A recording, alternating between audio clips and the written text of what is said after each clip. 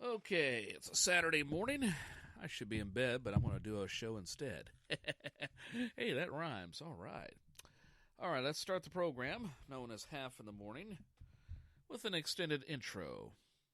And it comes your way in 3, 2, 1.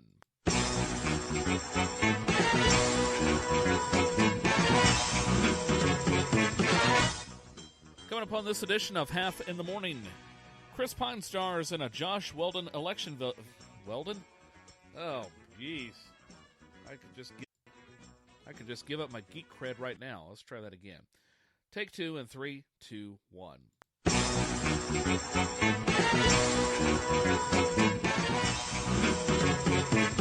You know what? I screwed that up. Let's try that one more time. Take 3 in 3, 2, 1.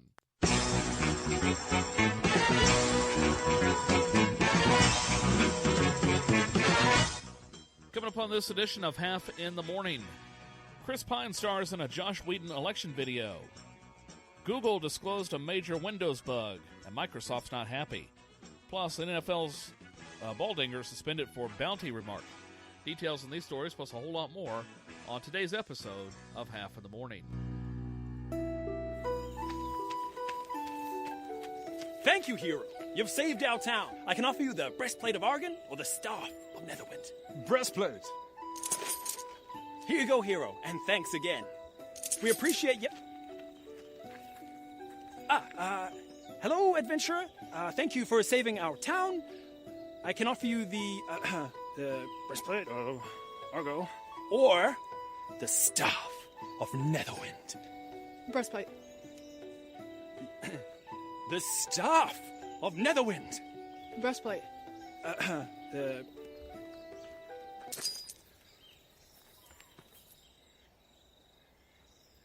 The breastplate's got the same hit points as... Why don't you try it on now? What the... I'm Hillary Clinton, and I approve this message.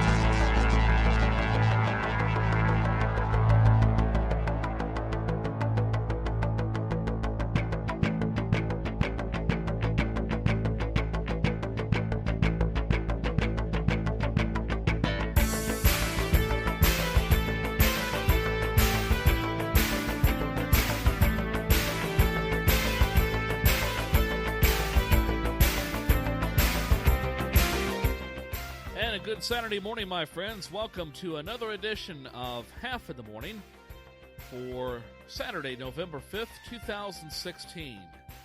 You know what that means. Today is the 61st anniversary of Marty McFly arriving in Hill Valley from his then future 1985 into 1955. Back to the future. Come on, you didn't think of that? Anyway, welcome to the program, my friends, where we talk about anything and everything. And today's program is going to be a little bit lighthearted compared to normal programs, although we are going to talk politics a little bit, as we often do. But before I get to all that, I encourage you to drop me an email or two at haffinthemorning@gmail.com. That's HAFF in the morning at gmail.com. Haffinthemorning@gmail.com. And also be sure to check out my website, tinyurl.com/HafnerMedia. HAFFNER. tinyurl.com/HafnerMedia. That's where you can find all kinds of good links to your own customizable news page, weather page, sports page, as well as fun sites and whatever else is going on. My Instagram account, Twitter, Facebook, tinyurl.com/HafnerMedia. Well, welcome to the program, my friends, and as you might have expected, this is another recording. Yeah, it's actually 3:10 on a Thursday morning as I'm producing this particular segment, so if you're still interested in finding out what's going to happen with my car, I probably won't have anything new until, I would say, Sunday or Monday at the earliest, okay?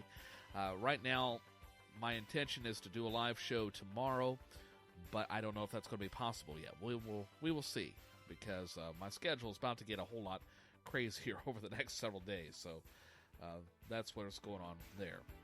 Anyway, welcome to the program, my friends. And to start off with what's on my mind for today, you're familiar with actor Chris Pine, aren't you? I did it again. I forgot to put in my background music bed here for just a moment. So just bear with me for a few seconds as I put this in over here, pop that down to there, and hit play.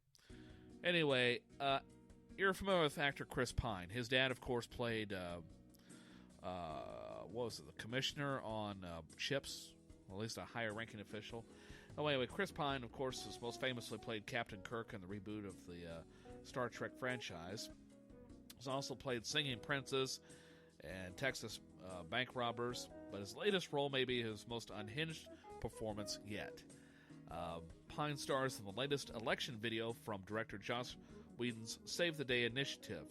It's a super PAC aimed to encouraging young voters to get to the polls, which is coming up on Tuesday. So far, Whedon has recruited stars like Mark Ruffalo, Robert Downey Jr., Scarlett Johansson, Julianne Moore, Don Cheadle, Bill Hader, Minka Kelly, and more for his latest video.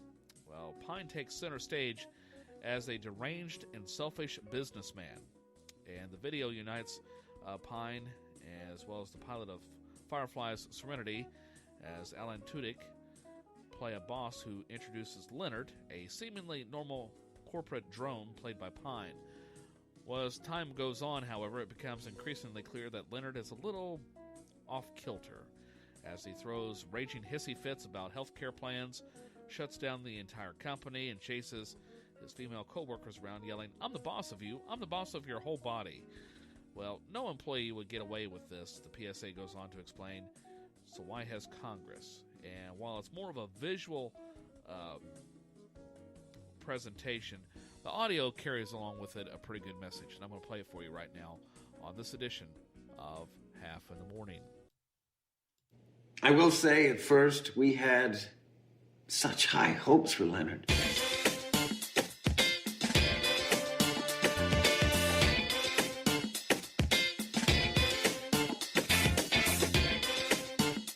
But then right away there were issues. Okay, but when we switch to the new plan, I'll still be covered? The whole company will, even janitorial. No! I want my idea! What idea? That we don't do that! What do we do instead? Well, not that! How come janitorial has all that health stuff? They don't even have cool ties. I don't see how bad. I'm shutting down the company. Okay, you can't just shut down the La company. la la la la. Shutting down the company for a month. I still get paid. He can't just do that, right? Well...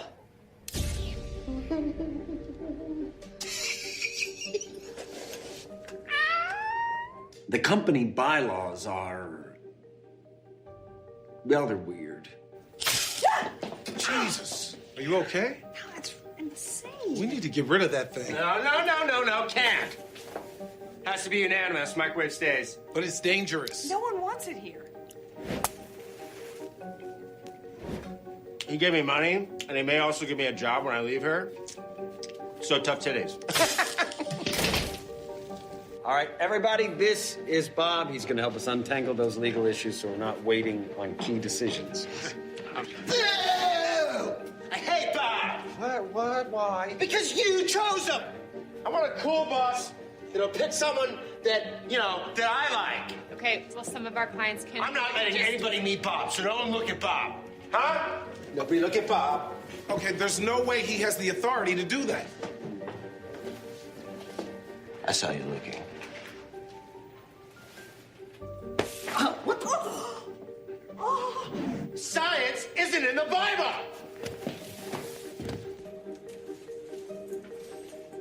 This frightens and arouses me. I am the boss of you. I'm the boss of your whole body. You need to know what's going on in there.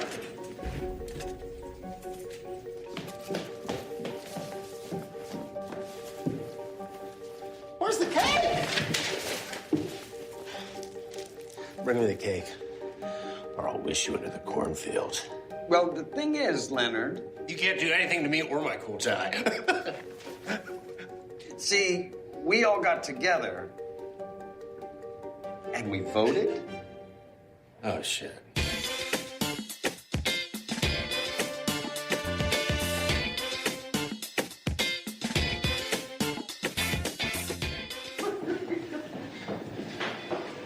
You're still gonna hire me, right? The fire tells me secrets.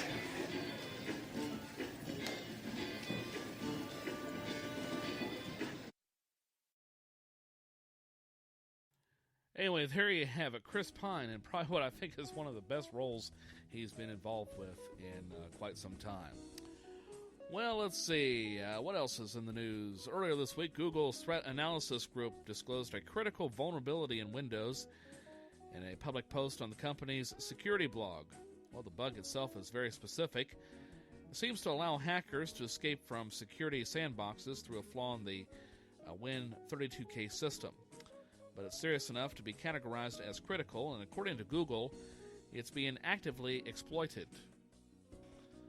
As a result, Google went public just 10 days after reporting the bug to Microsoft before a patch could be coded and deployed. The result is that while Google has already deployed a fix to protect Chrome users, Windows itself is still vulnerable, and now the public knows about it, including you. Google's disclosure provides only a general description of the bug, giving users enough information to recognize a possible attack without making it too easy for criminals to replicate. Exploiting the bug also depends on a separate exploit in Adobe Flash, for which the company has already released a patch. Still, simply knowing that the bug exists will likely spur a lot of criminals to look for viable ways to exploit it against computers that have yet to update their Flash systems.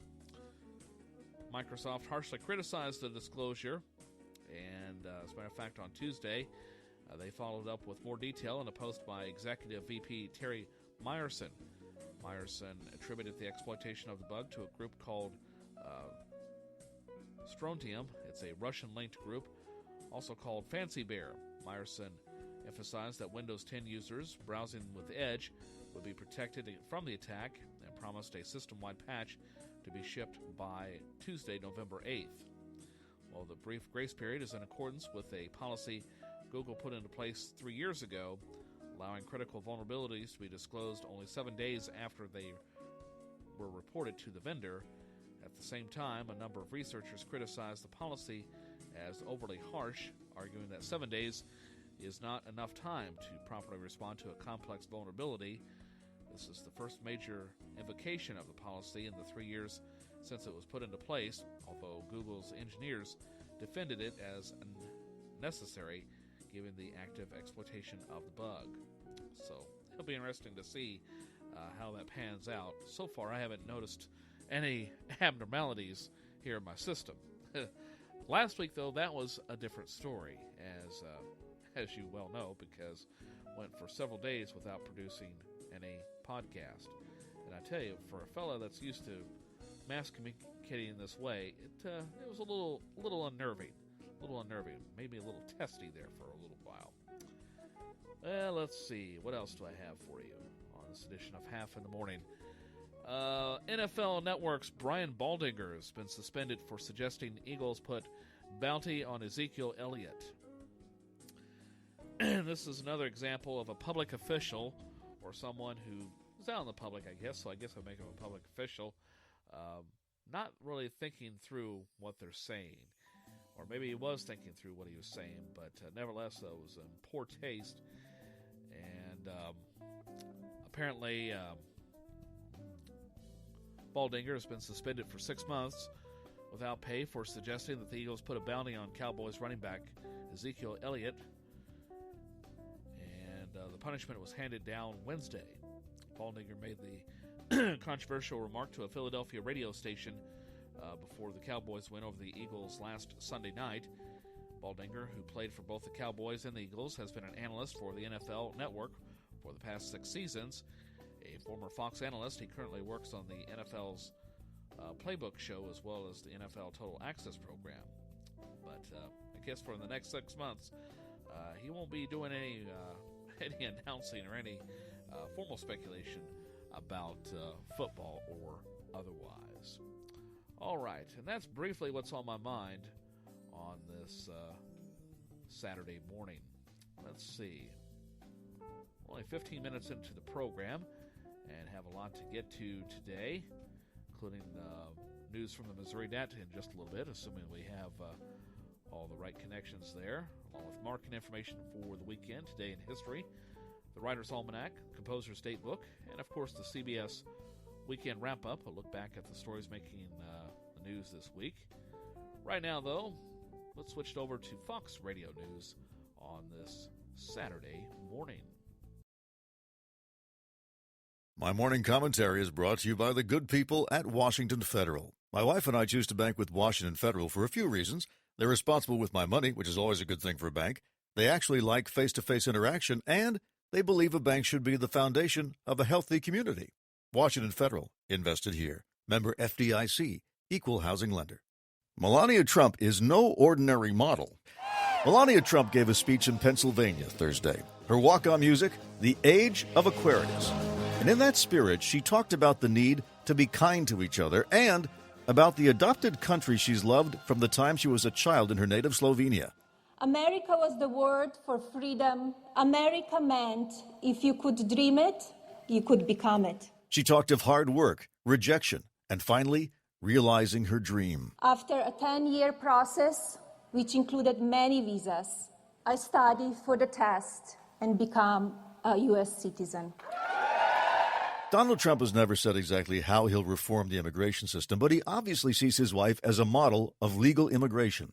And the way she got here was to find a business willing to hire her, even though she had no work back home at the time. She then got a 1-year work visa, which she renewed 5 times, and then successfully applied for a green card as a person of, quote, extraordinary ability, using as proof of her extraordinary ability a letter which she wrote herself, and now she's a citizen.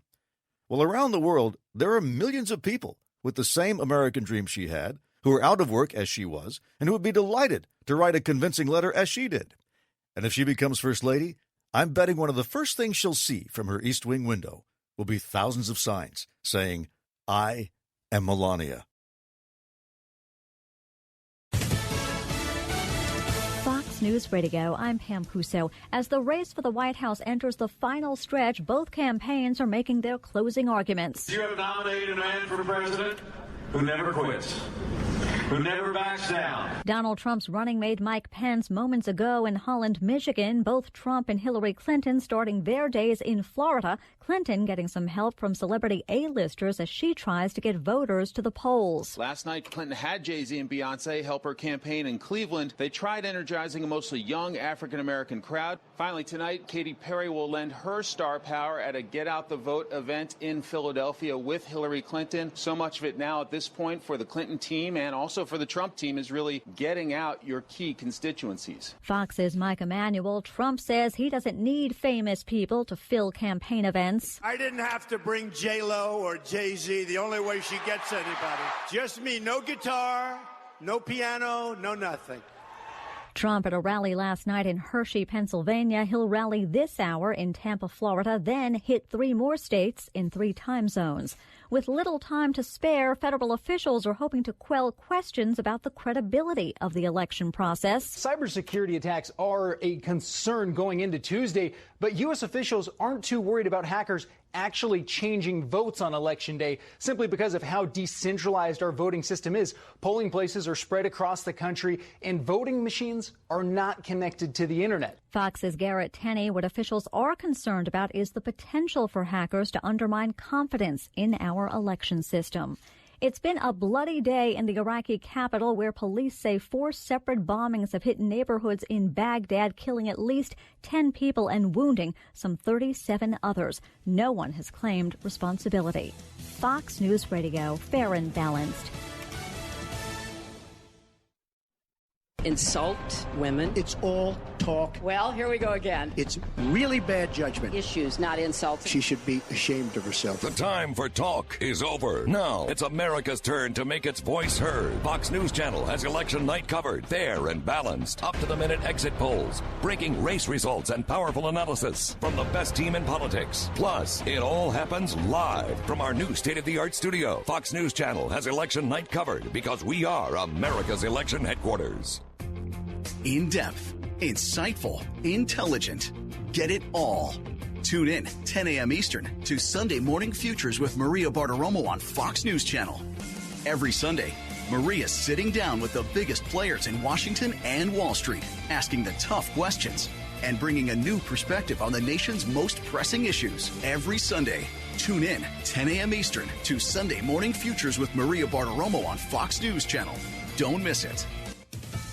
The union representing transit workers in Philadelphia says it will fight the Southeastern Pennsylvania Transportation Authority tooth and nail. With Election Day looming, SEPTA wants striking workers forced back on the job. SEPTA says with a third of its users having a family income of $25,000 or less, there's not money for alternatives. And nearly 7 out of 10 SEPTA riders don't have cars. They also argued people in need of medical care can't get to the doctors. And with 55,000 Philadelphia school kids dependent on SEPTA, high school attendance is down. Fox's Brad Satin with Fox 29 in Philly. The union argues the strike doesn't pose an Election Day problem since people have plenty other options to get around. A judge who has delayed a ruling on whether to end the walkout will hear more testimony on Monday. An apology from police in St. Paul, Minnesota, after a controversial video shows a suspect being attacked by a police dog and an officer. It turns out it was a case of mistaken identity. It was this dash cam video of the dog attacking and an officer kicking that greatly disturbed St. Paul Police Chief Todd Axtell. As St. Paul's Police Chief, I'm disappointed and upset by what the video shows. As a person who deeply cares about this community and our department, I'm profoundly saddened. The officers were trying to take down Frank Baker, who matched the description of a reported man with a gun in the area, but he wasn't the guy with the gun. Axtell says he met with Baker to apologize. Baker says he thanked the chief, calling the apology genuine. One officer has been suspended. Gary Baumgarten, Fox News. No suspects and no motive in Oakland, California. That's where police say at least 8 people were shot and wounded overnight outside a nightclub. All of the victims are expected to survive. Pam Huso, Fox News Radio.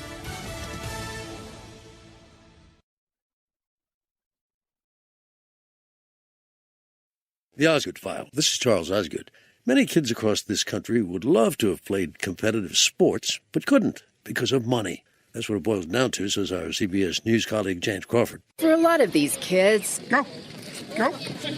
America's pastime was a game out of reach. They didn't have the equipment, bats or gloves or cleats. Some kids wouldn't even play because they're too embarrassed or too shy to say, I don't have this, I don't have that. But Andre Lee, who heads a Little League in the Washington, D.C. area, says something remarkable is happening in those parts. Stay with it. Participation rates have doubled, and all it took was some donated gear. The last thing in the world these kids expected, says Andre Lee. Yeah, I'm amazed. They like, I can have this glove. That glove, the shoes, the bats, the bases, all of it came from this Maryland warehouse. And from this guy, Max Levitt. We got baseballs over there. We got batting helmets. Boxes and boxes of used sporting equipment. There's lacrosse, football, even hockey. And before it came here, most of it was just collecting dust in a closet or a garage. Your kid's in college. He's not playing hockey anymore. What do you do with the hockey equipment? Levitt founded a nonprofit called Leveling the Playing Field. He takes donations for more affluent families and sports leagues and gives them to those in need. It's a $5+ billion a year industry with sports equipment in this country. A lot of it's going to waste. So far, Leveling the Playing Field has given out nearly $2 million in equipment to more than 300 leagues and schools in D.C., Virginia, and Maryland. It's a pretty serious issue that I think we have found a very simple solution to, which is rare. How true. The Osgood File. Charles Osgood on the CBS Radio Network. Well, news from the Missouri Net is on deck next. Right now, an interesting story that I've picked up off of my show prep feed. 37 years ago, Adam Krasper was flown to the United States from South Korea and adopted by an American couple. He was 3 years old at the time. Well, our government is now deporting him back to South Korea, a country that he hasn't been to since his adoption. Well, it seems his American parents never filled out the proper paperwork to get Adam his U.S. citizenship, and 7 years later, they abandoned him, and Krasper went into the foster care system where he says he was abused. He is currently confined in an immigration detention center in Washington State, pending his deportation, but waived an appeal during a hearing recently because he is so desperate to get out of detention that he was even willing to go to a country where he does not speak the language or know the culture. No, it's not an isolated case. Krasper's flight mirrors those of thousands of others who were brought to the United States, but whose adoptive parents didn't secure green cards or U.S. citizenship for them. One group estimates that at least 35,000 inter-country adoptees lack proper U.S.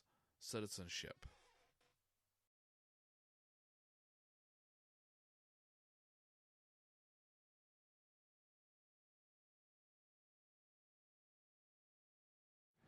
Hi, everybody. Earlier this summer, Michelle, Malia, Sasha, and I headed west to the national parks at Carlsbad Caverns and Yosemite. And I've got to say, it was a breath of fresh air. We explored hundreds of feet of underground, standing beneath dripping stalactites in New Mexico. We hiked up a misty trail next to a waterfall in California. And I even took a few pictures of my own, which I thought were pretty good. But the truth is, no camera, especially one with me behind it, can fully capture the beauty and majesty of America's national parks. From Glacier and Denali to Gettysburg and Seneca Falls, our more than 400 parks and other sites capture our history and our sense of wonder. As FDR once said, there is nothing so American as our national parks. The fundamental idea behind the parks is that the country belongs to the people. This month, we're celebrating the 100th anniversary of the National Park Service.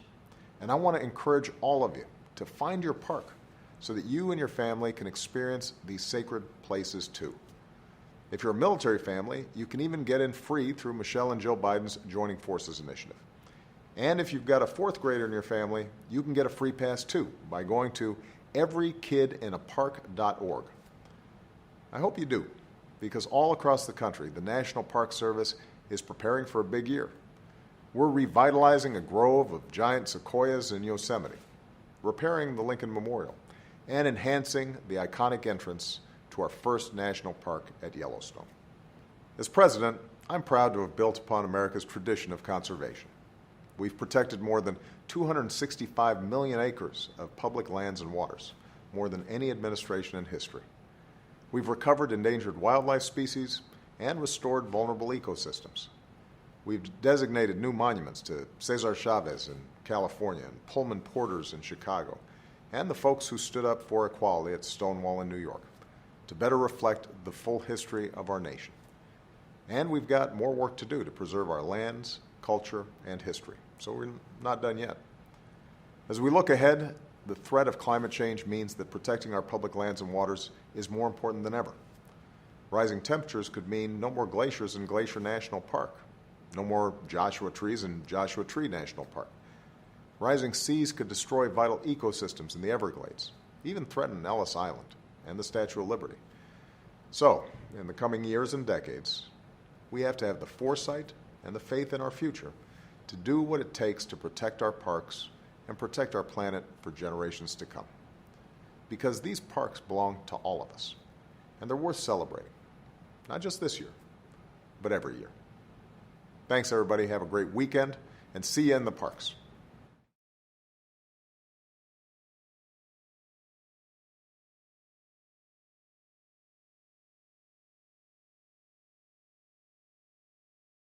Ian Praskaya tasted his first truffle when he was 15 years old. He was out at a fancy restaurant with a friend's family. The server came over and said, okay, we have a special for tonight, and it's a black truffle ravioli with a foie gras sauce. And it was music to my ears.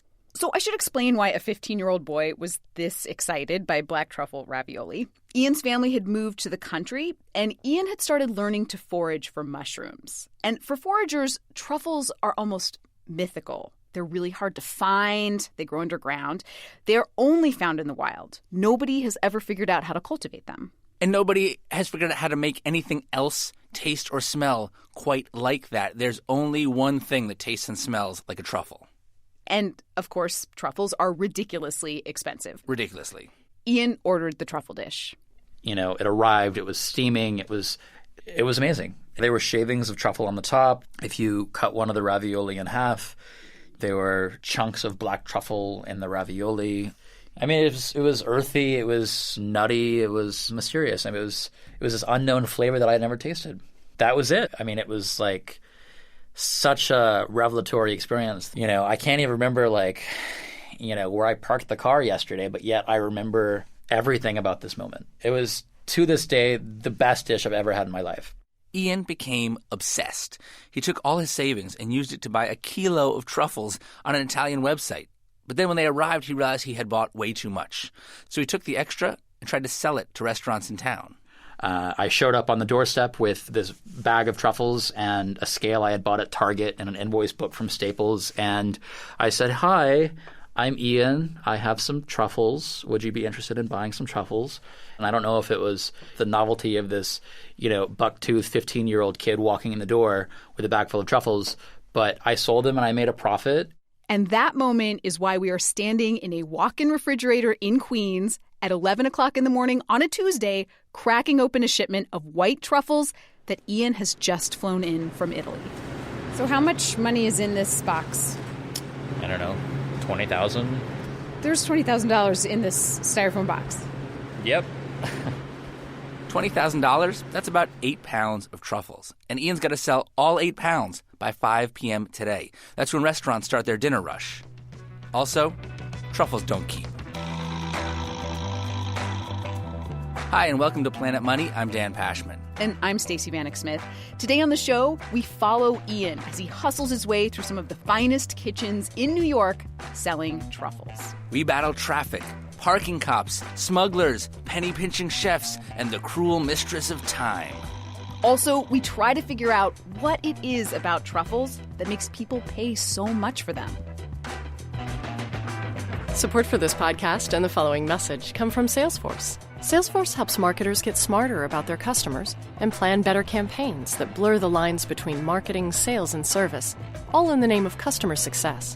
Salesforce powers marketing for the world's most innovative brands, from tailored emails to engaging mobile apps, social media, and targeted ads.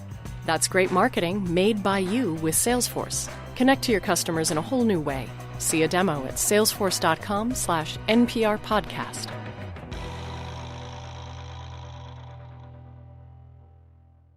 Before Ian can go and sell these truffles, he has to make sure that they look okay.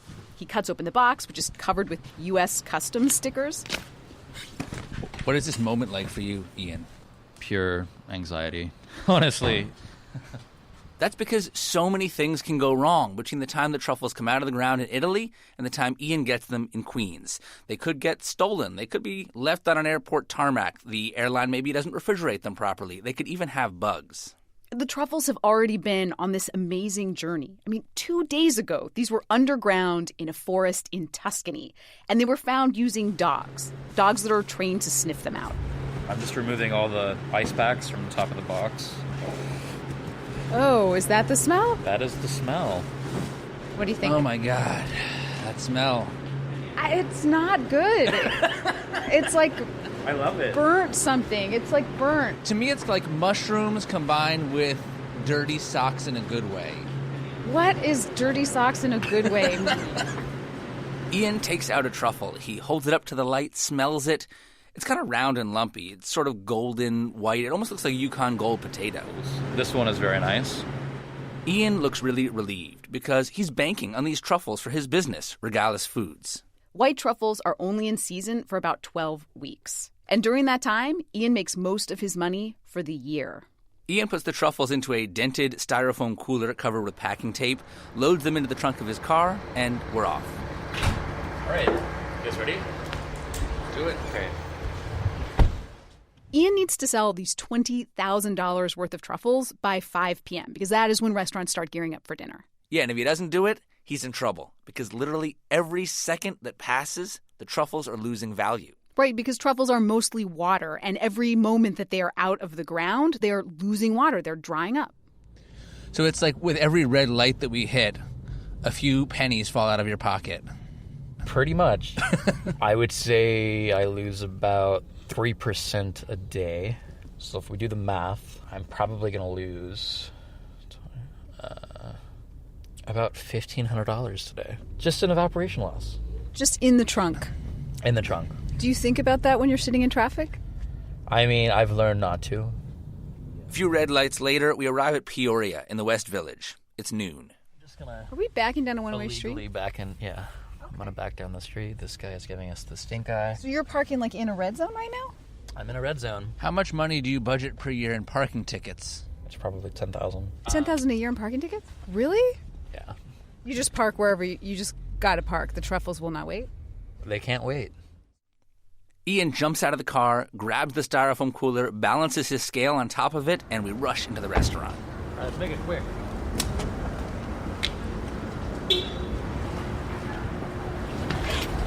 How are you? Truffle man.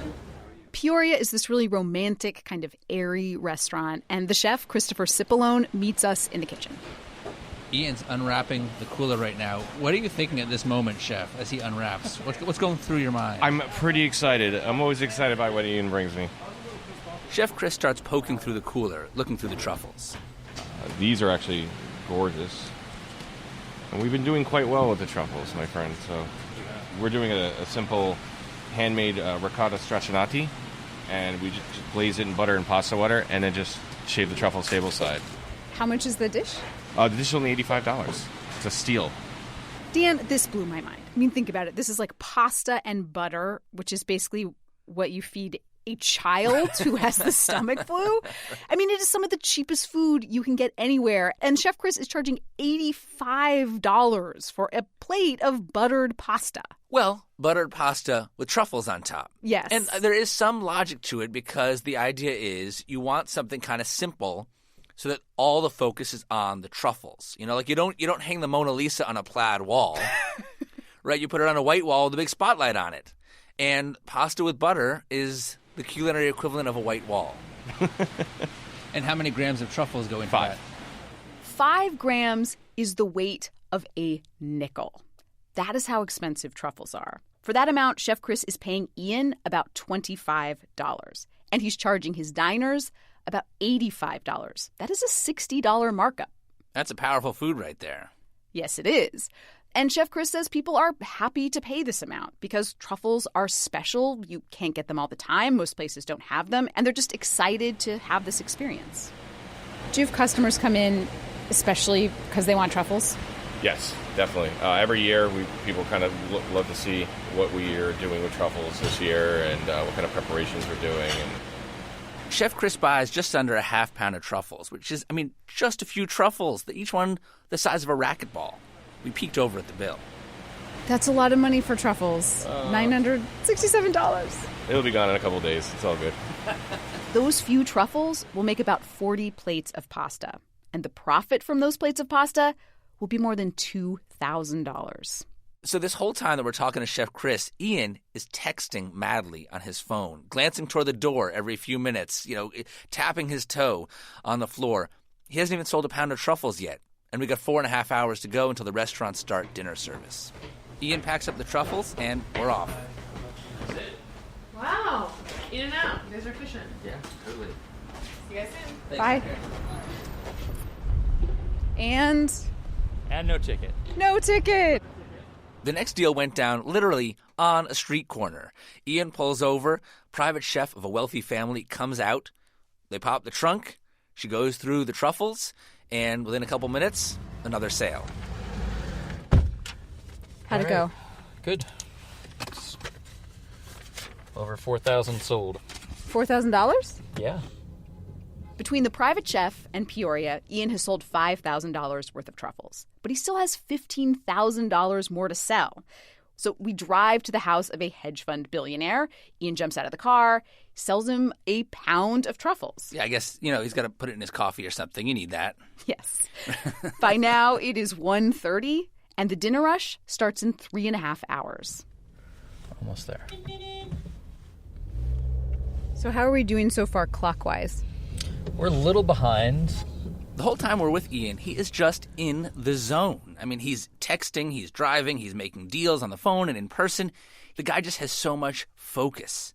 And he's only 24 years old, which I think Stacey reminded both of us that we are total failures. Also old. Yes. But Ian's been doing this a long time. He came to New York when he was 18 years old. And at the time, he bought a minivan, and he would load it up every day with truffles and fresh mushrooms.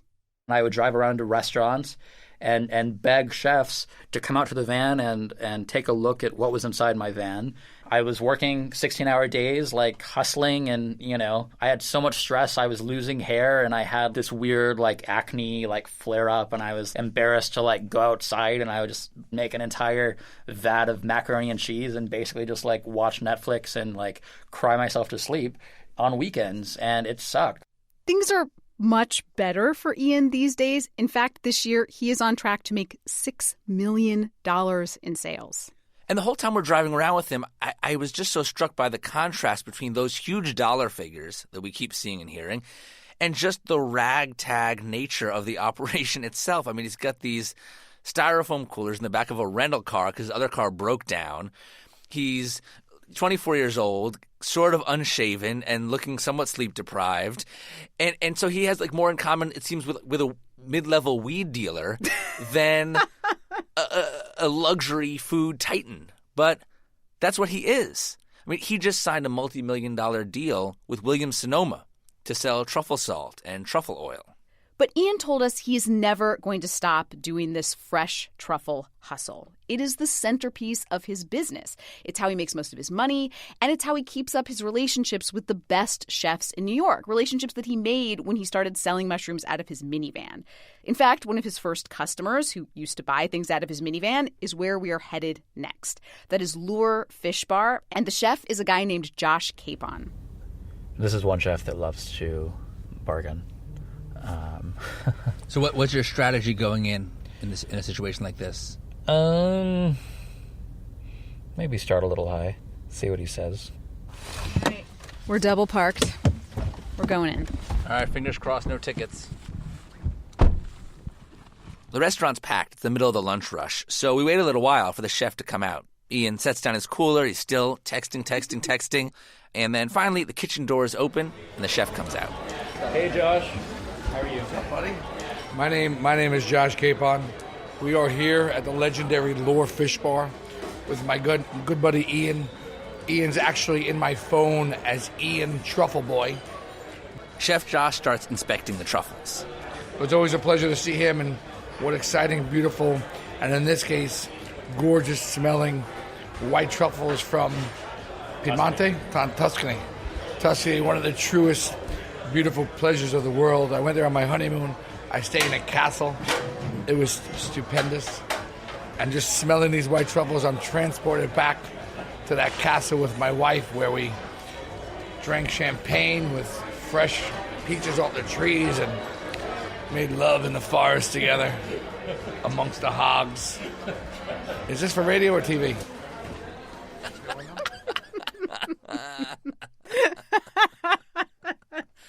If it was for TV, I think that the screen just went dark. I think we just went NC-17. Totally. So Chef Josh picks out a few truffles and piles them on Ian's little kitchen scale.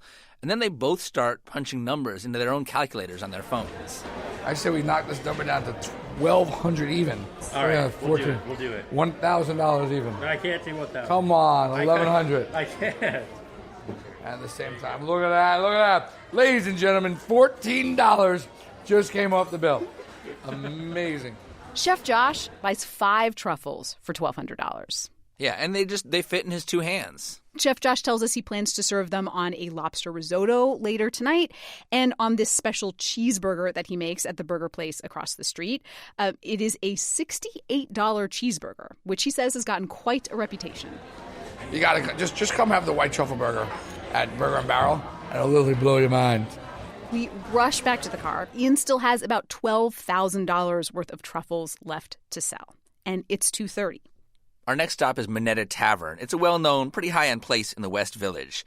The chef is Dan Silverman. He's a tall, kind of reserved guy. He says he's been seeing a lot of truffle dealers around lately.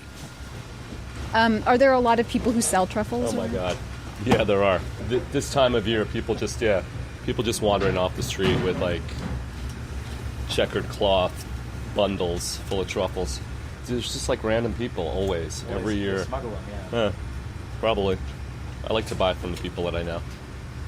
And here's the thing. There are Ians all over New York City right now. You could be passing one on the street right now with a backpack full of 20 grand worth of truffles. And some of these people are from other companies, but a lot of them are just hustlers. They're walking from one restaurant to another with a backpack full of truffles that they smuggled from Europe. And you could see why they would do this. I mean, one truffle can cost $1,000, and you can fit a lot of truffles into a suitcase. When we get back in the car, Ian tells us, yeah, there are a lot of truffle smugglers in New York right now, and they've really hurt his business. They cut out the middleman, they don't pay customs fees, and they've cut his profits in half. Ian says he used to make 20% profit on truffles. Now, more like 10%. Ritzy restaurants like the 2 and 3 Michelin-starred restaurants are the ones that love to negotiate because they're getting so many different truffle people in the door trying to sell them product that they have a choice of who they buy from. At this point, it's 3:30, and Ian's got to leave us. He's got 90 minutes left to unload like $10,000 worth of truffles, and let's face it, Stacey, we were slowing him down. So Ian drops us off in Soho, and at this point we are both starving, and we both smell like dirty socks. In a good way. In a good way. Stacey, in a good way. Take your word for it. Right. And I mean, we've been watching thousands of dollars change hand for these truffles, and I still have never tried one. I have no idea what the fuss is all about. That's right, Stacey. And because we're consummate journalists, we head to Burger and Barrel to try Chef Josh Capon's $68 truffle burger. This is the 3rd week that we've been getting in white truffles, and in honor of that, we're doing our famous white truffle burger. I highly recommend it. I would like to order that. Our burgers arrive, and they are beautiful. The truffles are sliced thin and fanned out over the top of the burger so you can see them. 5 grams, apparently, worth of truffles. We took our bites. Okay, this is it. This is the big moment. I'm going in. I don't know how to describe it. It's like shoes. It tastes like shoes, smoked shoes. I told you, dirty socks in a good way. Yeah. See? It came back around. Yeah. Dirty socks in a good way. Right. It does taste like dirty socks in a good way. It's the best description. I'm sorry I doubted you. I'm in. All right. I'm in. See, Stacey, what I tell you, dirty socks in a good way. Dirty socks in a good way. We actually called up some food scientists to figure out what this dirty sock thing was. Like, what is it about this flavor that captivates people so much that changed Ian's life? And it turns out that truffle smell and taste comes from this molecule called androstenone. And it is found in sweat and urine. Yeah, farmers will spray female pigs with androstenone to get them in the mood, which is hot. And, I think I get it. I mean, I know why humans are obsessed with truffles. It's because they kind of smell like us. We are eating humanity. The thing that we most want from the finest, fussiest restaurants in the world is sweat, sex, and urine. That is why we love truffles so much. You'd think it'd be easier to replicate. And cheaper. Yeah, totally. But I do think there's also something about this high-low combination with the way the restaurants get the food. It's like one of their finest, most desired ingredients, and they're getting it in this sort of sketchy, back alley kind of way. Right. People wandering in off the street with napkins full of truffles or styrofoam coolers. Speaking of which, we checked back in with Ian to see how the rest of his day had gone. Yeah, and he probably should have kept us around a little bit longer because we were his good luck charm. And after he left us, his car got towed.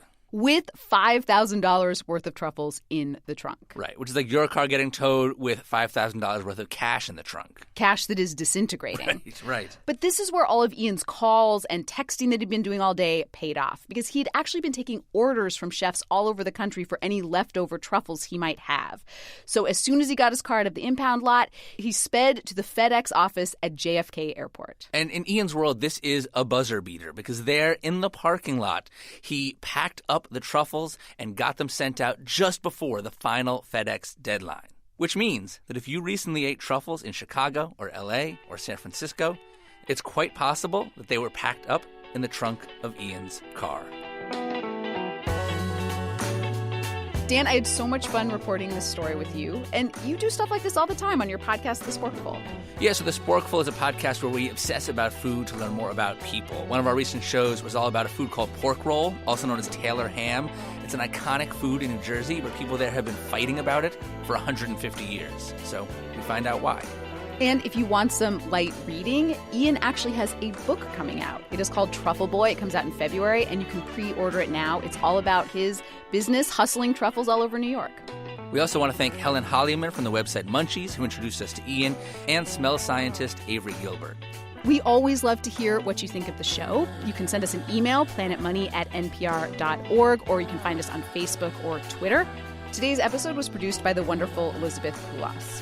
And as we are ramping up to this big presidential election, check out the NPR Politics podcast. They have new episodes coming out every day, taking a look at this big moment for our country.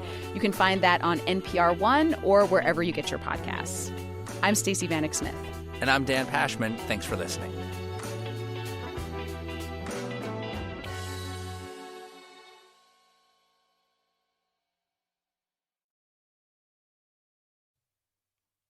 More of Haff in the Morning coming your way in just a moment. As a matter of fact, we'll have a look at weekend market information, along with Today in History, the Writer's Almanac with Garrison Keillor, and the Composer's Date Book. Right now, though, it's the weekend, and many of us probably take care of house cleaning chores on the weekend. For example, you touch it, other people touch it, but do you ever clean it? Well, this sounds even dirtier than I intended. But apparently, I'm talking about everyday items here that most people never think to swab down, such as credit cards, ceiling fans, and toilet paper holders. Yeah, the Huffington Post Style List assembled a list of the top 10 most dirty, dusty, and germy places in your home and how to clean them. For example, toilet roll holders. When you flush the commode, water inside the toilet bowl is sprayed around the area, including the toilet bowl holder. So disinfect it at least once a month with a sanitizing wipe, or clean it with bleach and water solution. I recommend more often. Another one are toothbrush holders. Want to see something really gross? Well, take your toothbrush out of your holder and peer inside. Do you see mold, discoloration, grime? Well, that could end up in your mouth. Pour a solution of 1 part bleach and 3 parts water to the toothbrush holder and let it soak for about an hour. Rinse and dry upside down on a dish rack. And something I never would have thought of, as I said, credit cards and debit cards. You're not the only one handling your credit and debit cards. Other people touch them too. And who knows when they last washed their hands or what they touched just even 5 minutes ago. Even if you only swipe your card and never hand it over to anyone else, what is lurking inside that card swipe machine or ATM? Grab some disinfectant wipes and take a minute or two to clean your credit cards, and do let them dry completely before returning them to your wallet. Otherwise, you'll have an even bigger problem. Hey everyone, Robert Smith here. Last week we played an episode from a series that we made in 2012 when we created the perfect presidential candidate. He was a fake candidate, but his policy ideas were great, at least according to economists. Today, you will hear us bring our candidate to the people. Previously on Planet Money. 6 economists from across the political spectrum. Dean Baker, co-director. Russ Roberts. I'm Luigi Zingales. He's left of center. Hardcore free market. Pro-market, but not necessarily pro-business. Thrown together with one impossible mission: to come up with an economic plan to rescue the economy. One catch: In order to save the country, they're going to have to work together. To restructure the tax code. The corporate income tax makes no sense whatsoever. Eliminate cherished deductions. The mortgage interest deduction. To preserve the environment. Tax, energy use, or carbon emissions. And finally, deal once and for all with the scourge of illegal drugs. Make them legal. And maybe, just maybe, this ragtag team can come up with a platform that every economist would love and every presidential candidate would hate, except for our fake one. God bless you, and God bless the United States of America. Hello and welcome to Planet Money. I'm Caitlin Kenny. And I'm Robert Smith. And Caitlin, this is it. For 6 months now, we have been hatching this plan to create a fake presidential candidate based on the best ideas that economics has to offer. We've done Planet Money episodes where we created the platform for a presidential candidate. We hashed out disagreements. We brought in political consultants who laughed at us at first, but then said, no, we can help you sell this plan. We have done it all. And today, we take it to the people. Yeah. At least a very carefully selected and screened group of people. We take this to a focus group in D.C. and ask, would anyone vote for these crazy ideas anyway? Planet Money is supported by Betterment, the largest independent robo-advisor with more than 180,000 customers and over $5.5 billion under management. Betterment makes it easier and less expensive to invest for your personal financial goals. With a beautiful user interface and smart, cutting-edge technology, Betterment brings you sophisticated, personalized financial advice, all at a lower cost. Planet Money listeners get up to 6 months free. To learn more about Betterment, visit betterment.com/planetmoney.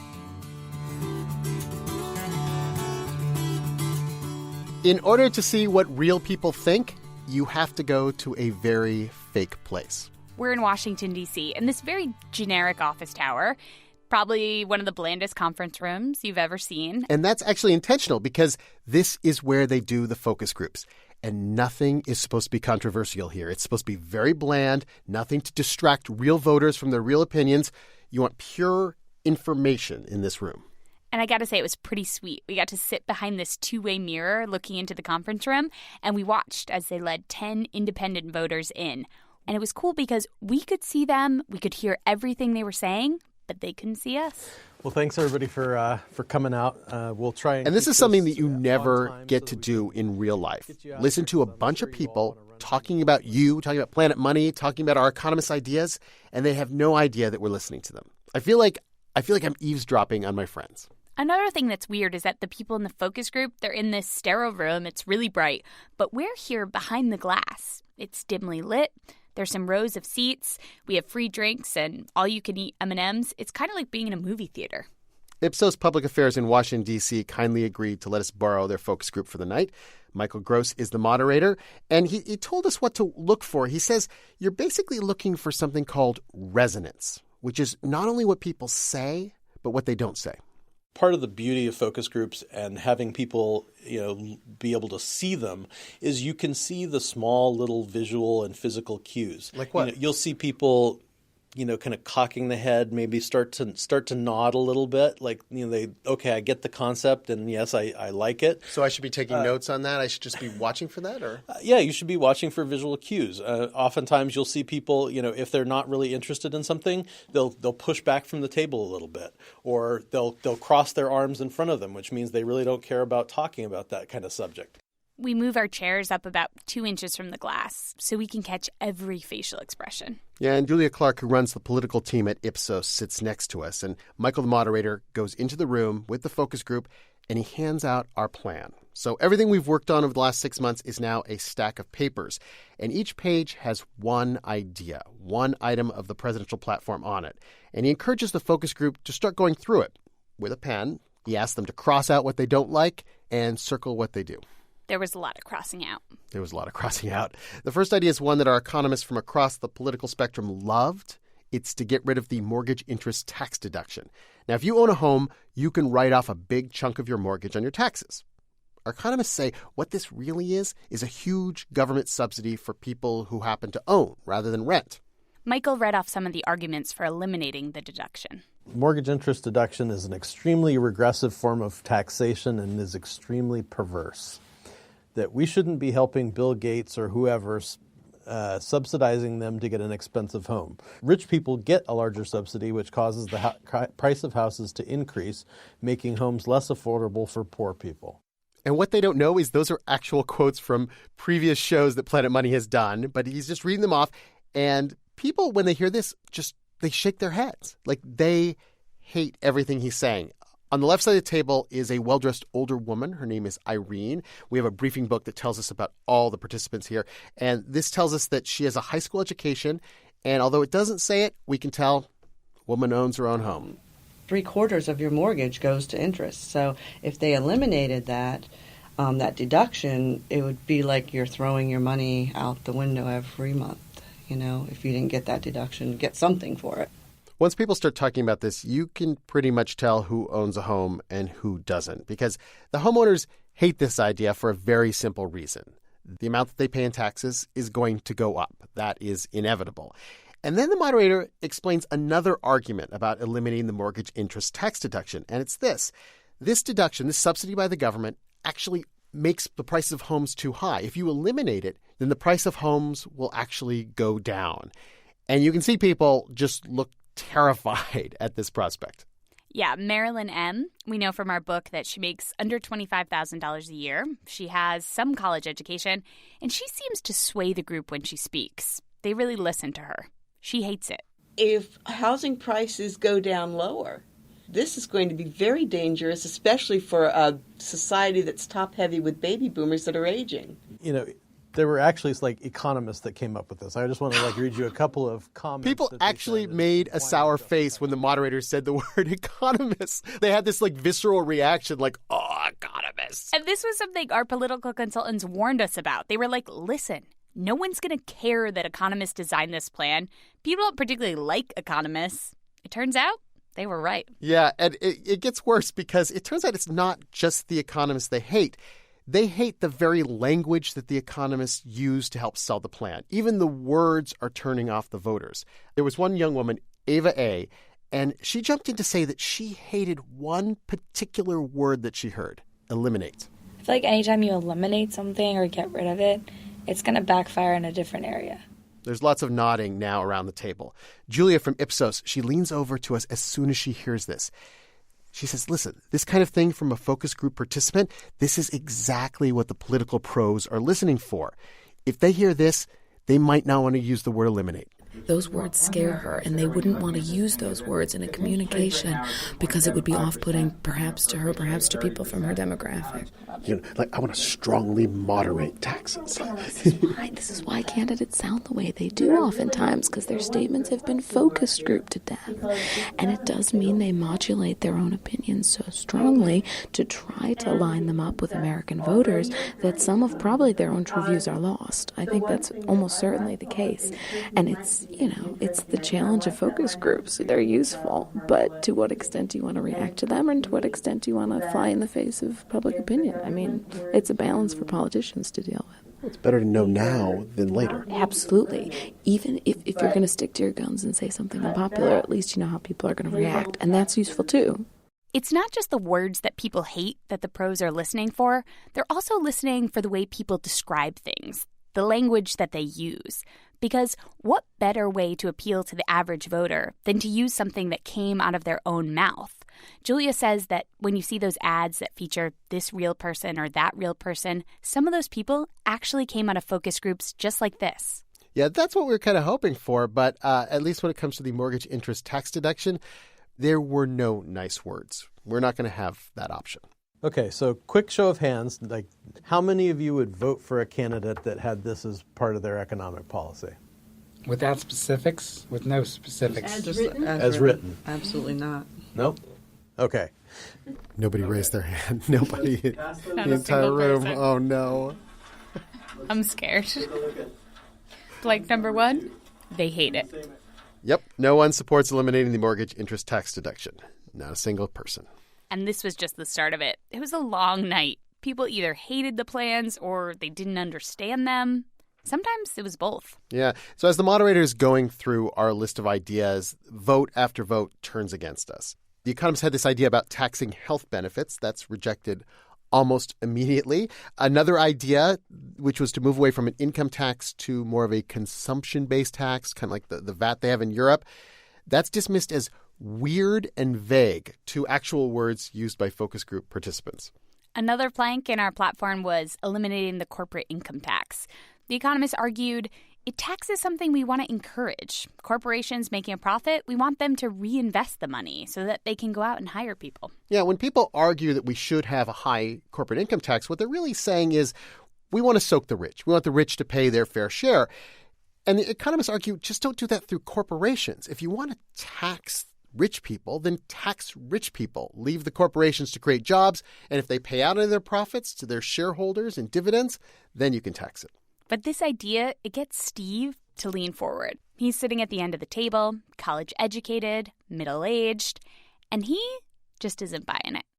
So if you don't tax the companies, then where are you going to get the money from, which is like Kevin said. It is so strange to sit behind the glass and listen to something like this because you want to go in and argue with the guy because our economists have thought of this. You know, they've described where the money can come from and you can get it in other places. It's just basically shifting the tax burden in what they would say is a more fair and effective and productive. It doesn't matter because I'm not allowed to argue with the guy. And Julia from Ipsos, she says this reaction happens all the time.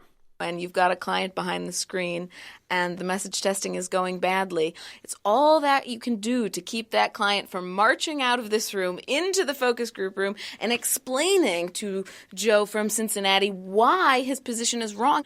Of course, if you have to work that hard to convince someone of your point of view, you've already lost the argument when it comes to communications and messaging. But I've definitely been in this room before with a client who has to be restrained, literally, from going around the corner to have a chat with those people in the focus group room. Our moderator saves one particular idea for last, and you can see why he wanted to keep it at the end. So every economist agreed absolutely that we should legalize marijuana. They said making it illegal just drives up the price, makes drug dealers rich. The government gets no tax revenue for it. And yet the government is on the hook to build prisons to put all those people who smoke pot into the prisons. So they agree that this just economically makes no sense whatsoever. But the folks at Ipsos, Julia and Michael, they predicted that talking about something like drugs was bound to divide any group. And they were right. People don't calmly think about this issue and consider both sides. They're just either immediately for it or against it. You can really go to jail for a small amount of weed, and it's not okay. Marijuana helps a lot of people. It can be social, it can be for recreational use, and I guess creative. It makes you creative in some ways if you're artistic. I have enough faith in my own creativity that I don't need to make myself artificial in my brain to be creative. It's in me. And I don't need a drug to turn the key. And I don't think anyone else does either, unless you become dependent on it. But, I mean, that's going off kind of the subject. That was Mark and Marilyn. They are never going to agree on this issue. And in fact, that's true of the entire focus group. When they took the vote, the group is evenly split on legalizing drugs. And in some ways, this was a tiny victory because legalizing drugs did better than just about any other plank on our platform.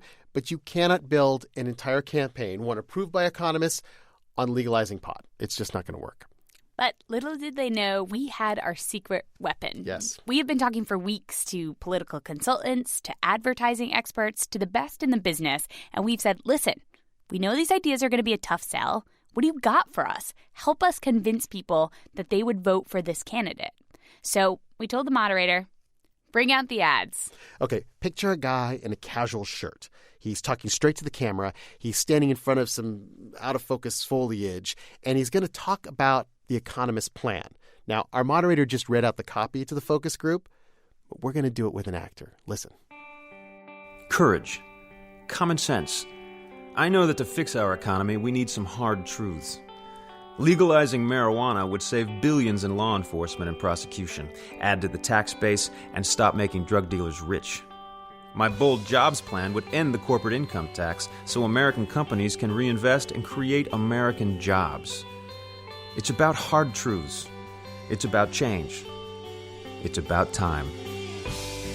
This ad is by political consultant Joe Slade White. He's out of Buffalo, and he's won a ton of awards. He's been doing this for years. But right away, with the focus group, we could see that it wasn't quite working. By including all the controversial parts of the plan, people just have this immediate visceral reaction to the part of the plan they didn't like, or maybe more than one part of the plan they didn't like. The ad restarted that whole argument we had about marijuana. I don't think it matters what he says, because the legalization of marijuana is one of those very specific, polarizing issues like abortion, like gay marriage, and you're for it or you're against it, and there's nothing the candidate's going to say that's going to change your mind. Okay, stay away from drugs in a political campaign. It took us a long time to learn that, but we learned it. Okay, but we had another ad. This one came from the Strategy Group for Media. Alex Tornero is their creative director, and he took a different approach. Rather than putting in a bunch of ideas, he focused on just one: eliminating the mortgage interest deduction. Hit it. It's time for real tax reform to help the middle class. For years, our country has subsidized home mortgage payments, a deduction that benefits the wealthy and pushes up home prices for everyone else. It's unfair, and I believe it's time we end that deduction and return the savings to you by bolstering education, improving services for seniors, and funding job training programs. Okay, I'm just going to pop in here for a quick second because I should mention here that the ad guys came up with the bit about children and seniors, not the economists. They never mentioned that. Okay, proceed. Renting, owning, large house or small. American families deserve a fair tax plan that helps every home. I'm an actor giving voice to a plan designed by economists, and I approve this message. So after the moderator reads out this ad, Mark at the end of the table leans in a little bit and says, "Thumbs up."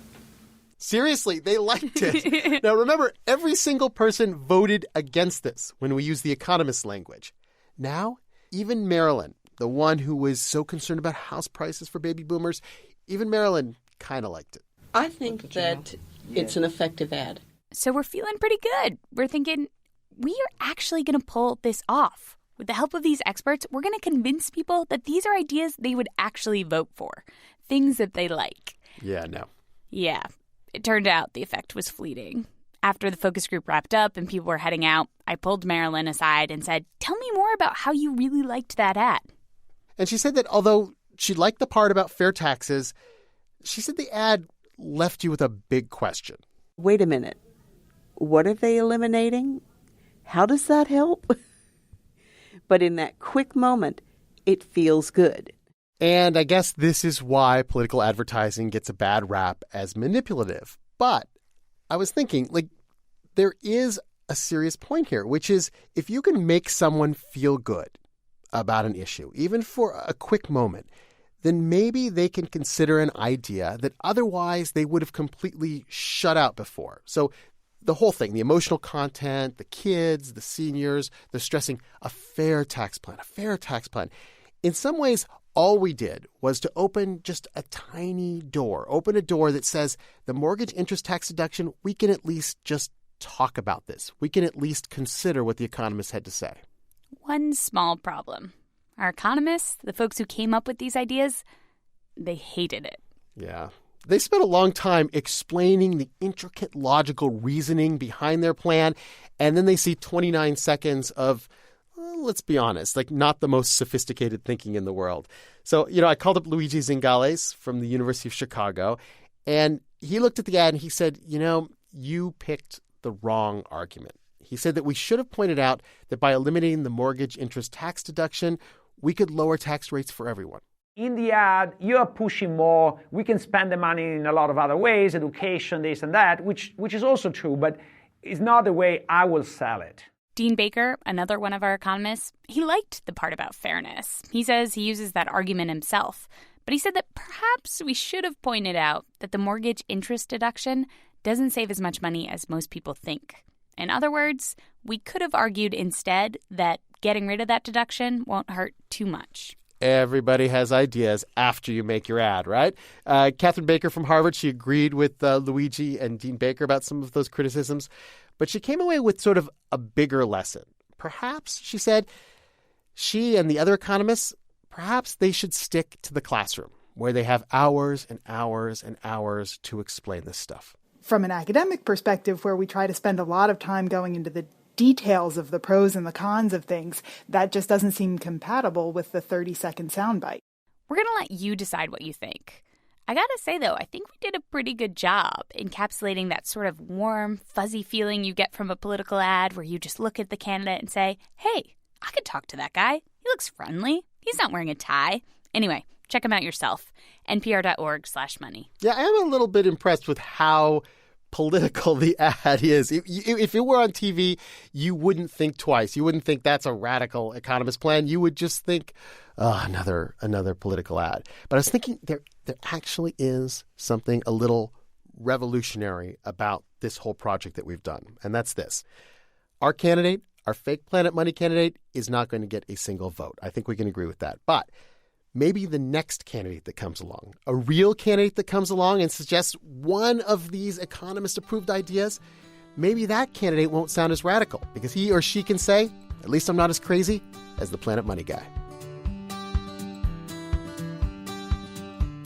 On our website, you can watch the 2 political ads we made for our candidate. That's npr.org/money. Tell us what you think of the episode. Find us on Facebook or Twitter or email us, planetmoney@npr.org. Today's rerun was produced by Raina Cohen. The election is almost here, and the NPR Politics Podcast is counting down to Election Day with new episodes every day. Every day now through November 9th. After November 9th, who knows? All bets are off. So you should subscribe or listen now on the NPR One app. I'm Robert Smith. Thanks for listening.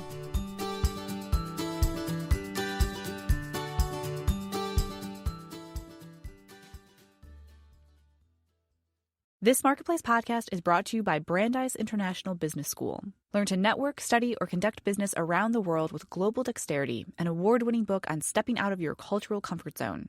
Get a free copy from Brandeis International Business School at brandeis.edu/podcast. It's Jobs Day Friday, so we've got that going for us. Some internet security news you can use as well. And to wrap it all up, an interview with director Barry Jenkins about his new film. It's called Moonlight. From American Public Media, this is Marketplace.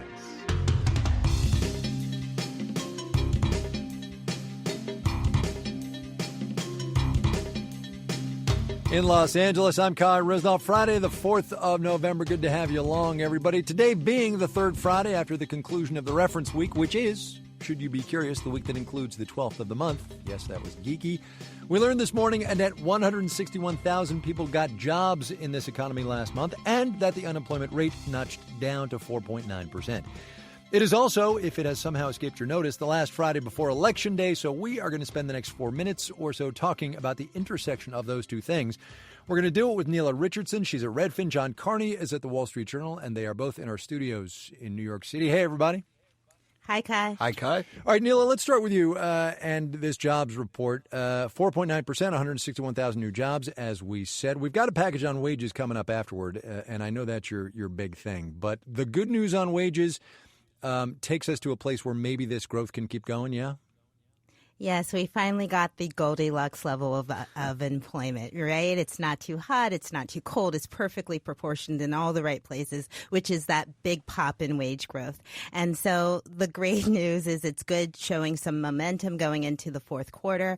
It also means that it's an average enough jobs report that it's great political fodder. You can spin it any direction you want. It's not strong enough, it's too strong. Right. So it feeds into the election cycle, but overall, it's showing a fairly healthy economy ending 2016. And spun it has indeed been, John. But I am obliged to note that the S&P 500 closed today, even with its jobs report, ending its longest losing streak in 36 years, 9 down days on the S&P. That has to be election agita, right? Sure. There's a lot of election agita. But I will say, it is 9 down days, but it is the shallowest 9 down days in history. We're down like 3% over those days. Yeah.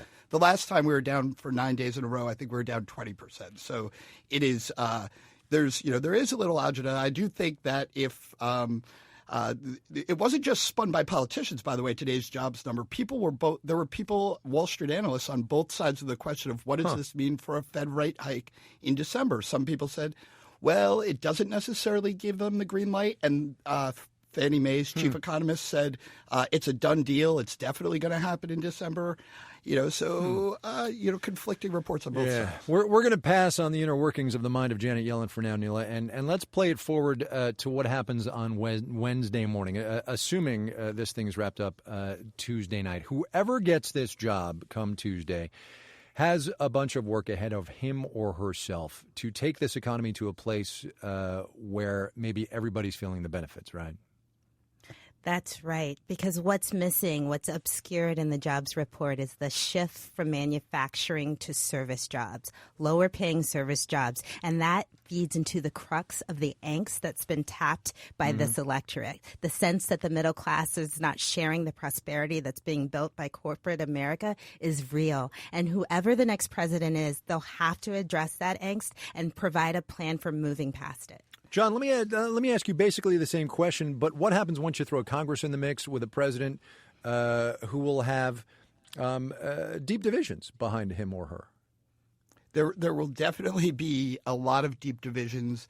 I think if we have a Republican House of Representatives, possibly a Republican Senate, and a Democrat in the White House, that we will just get a lot more sort of stalemate. I don't think you'll get very much accomplished policy-wise, which will not be good for the economy. Well, explain that a little bit, because my next question was going to be, what do we need to get accomplished economy-wise?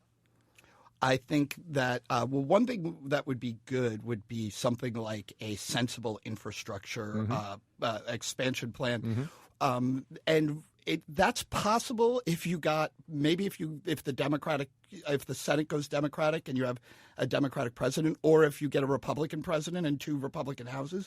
But if we get divided government again, I think it will be very hard for them to work out any kind of deal, because none of them will think that it's in their interest, either in the Congress or the White House, to compromise with each other. And we need a government that gets out of the way of private America. If they can't compromise, if they can't come to agreement, if we do have a divided government, we need a government that at least stays on the sideline and doesn't become a spectacle and a sideshow and things like raising the debt ceiling, for example, or creating a budget for the economy. We at least need the private sector to be able to work unimpeded by uncertainty. Sorry, Kai. That's all right. You're going to throw debt limit on top of this election? That's Neela Richardson from Redfin and John Carney from the Wall Street Journal. Thanks, you two. Thank you, Kai. Have a good weekend. You too. Wall Street, we talked about, as John said, it was not down a whole lot, but down it was. We will have the details when we do the numbers.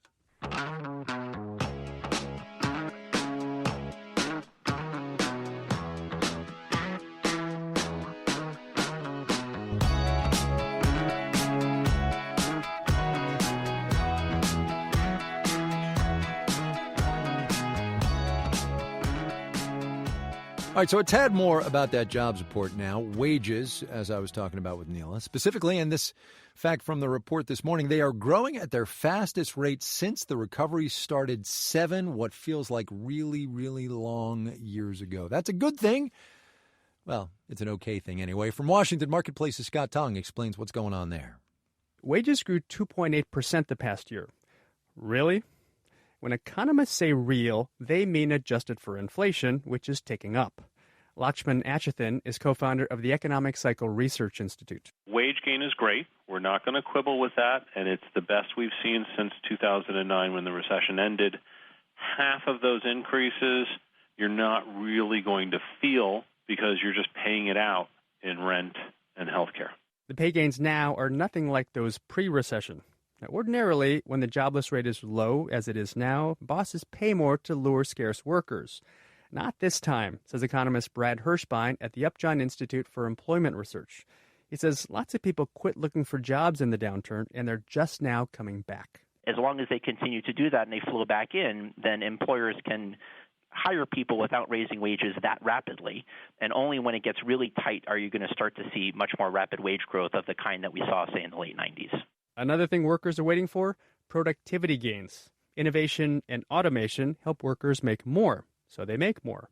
But for now, productivity is tepid and kind of ignored, says Kathy Bosch-Chancik at Oxford Economics. I guess the one thing I would say, because we are in the heat of the election season, none of the candidates have really adequately addressed pro-productivity, pro-growth measures. Most economists think that's the most critical issue right now. Particularly when it comes to paychecks. Really. I'm Scott Tong for Marketplace. The candidates and their surrogates have been making their stretch runs this week, and Florida has been getting a whole lot of love, each side trying to hit just the right mix of messages to galvanize their voters and get them to the polls. One thing that stirs those voters up pretty good is the minimum wage. 4 states, Washington, Colorado, Arizona, and Maine, should you be curious. 4 states have minimum wage increases on the ballot. In Florida, a wage hike proposal didn't quite make it to the ballot, but Marketplace's Mitchell Hartman reports it's still a potent issue for voters across party lines. Hillary Clinton appeared at a city park in Tampa last week, and on a warm day in front of a very warm crowd, she gave her Seal the Deal stump speech, including this guaranteed applause line. We need to raise the national minimum wage so that people who work full-time aren't left in poverty. And afterward in the crowd, I met Bob Busing, a Tampa Democrat running for an open seat in the state Senate. He said the state's minimum wage currently stands at $8.05 an hour. Well, let's do this in steps. Let's do 10, then go to 12, and then eventually 15. And, Busing pointed out, even Donald Trump has called at some points in his campaign for a minimum wage hike. Here he was in Doral, Florida, back in July. The minimum wage has to go up. People are at least $10, but it has to go up. But I think that states should really call the shot. So what's come out of Florida's state legislature lately? A lot of silence. Democrats have tried and been repeatedly blocked from even getting a minimum wage hike considered. Randy Pestana is a policy analyst at Florida International University.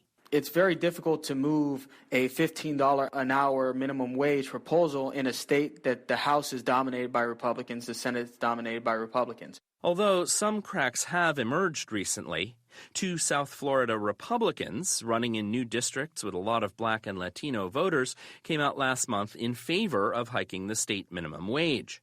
Pestana says Republicans increasingly need those voters to win. A 60-car caravana weaves its way through a Puerto Rican neighborhood in Orlando. It's part of a big Get Out the Vote drive led by the group Que Vote Mi Gente. Residents come out on their lawns to wave and cheer, among them Elizabeth Bermudez. Votar para la gente is we have to vote for our community, para la gente de nosotros. Bermudez supports her disabled father and 18-year-old daughter working as a medical bill coder. Until recently, she made minimum wage. She's for Hillary Clinton, and what does she want? Help the minimum wage. We all are surviving. We all are sacrificing. We take care of our children, our husband, our home, our job. Yes. Still, a big hike in the minimum wage is a non-starter for fiscally conservative Republicans, like Anthony Liga, a financial planner in Sarasota. I think you can have a certain amount of a level of a minimum wage. But like I tell people who fight for the $15 minimum wage, why do we stop at 15? Let's go 50. Let's go 100. And then they'll come back and they'll say, well, that will destroy business. Yes, and so will 15. But this issue also cuts deeply across party lines. Steve Fixon is 59, a contractor and handyman in Sarasota. He's Republican, an absolute partisan for Donald Trump. I believe the minimum wage needs to come up. The cost of living has done nothing but go up. Does 15 sound too high to you? No, I don't believe so. I'd like to see some of the American people go out there and try to make a living and put a roof over their head and raise a family at $15 an hour. It's literally impossible. A recent University of South Florida Nielsen poll found 51% of residents think a minimum wage hike to $15 an hour would take Florida's economy in the right direction. I'm Mitchell Hartman for Marketplace.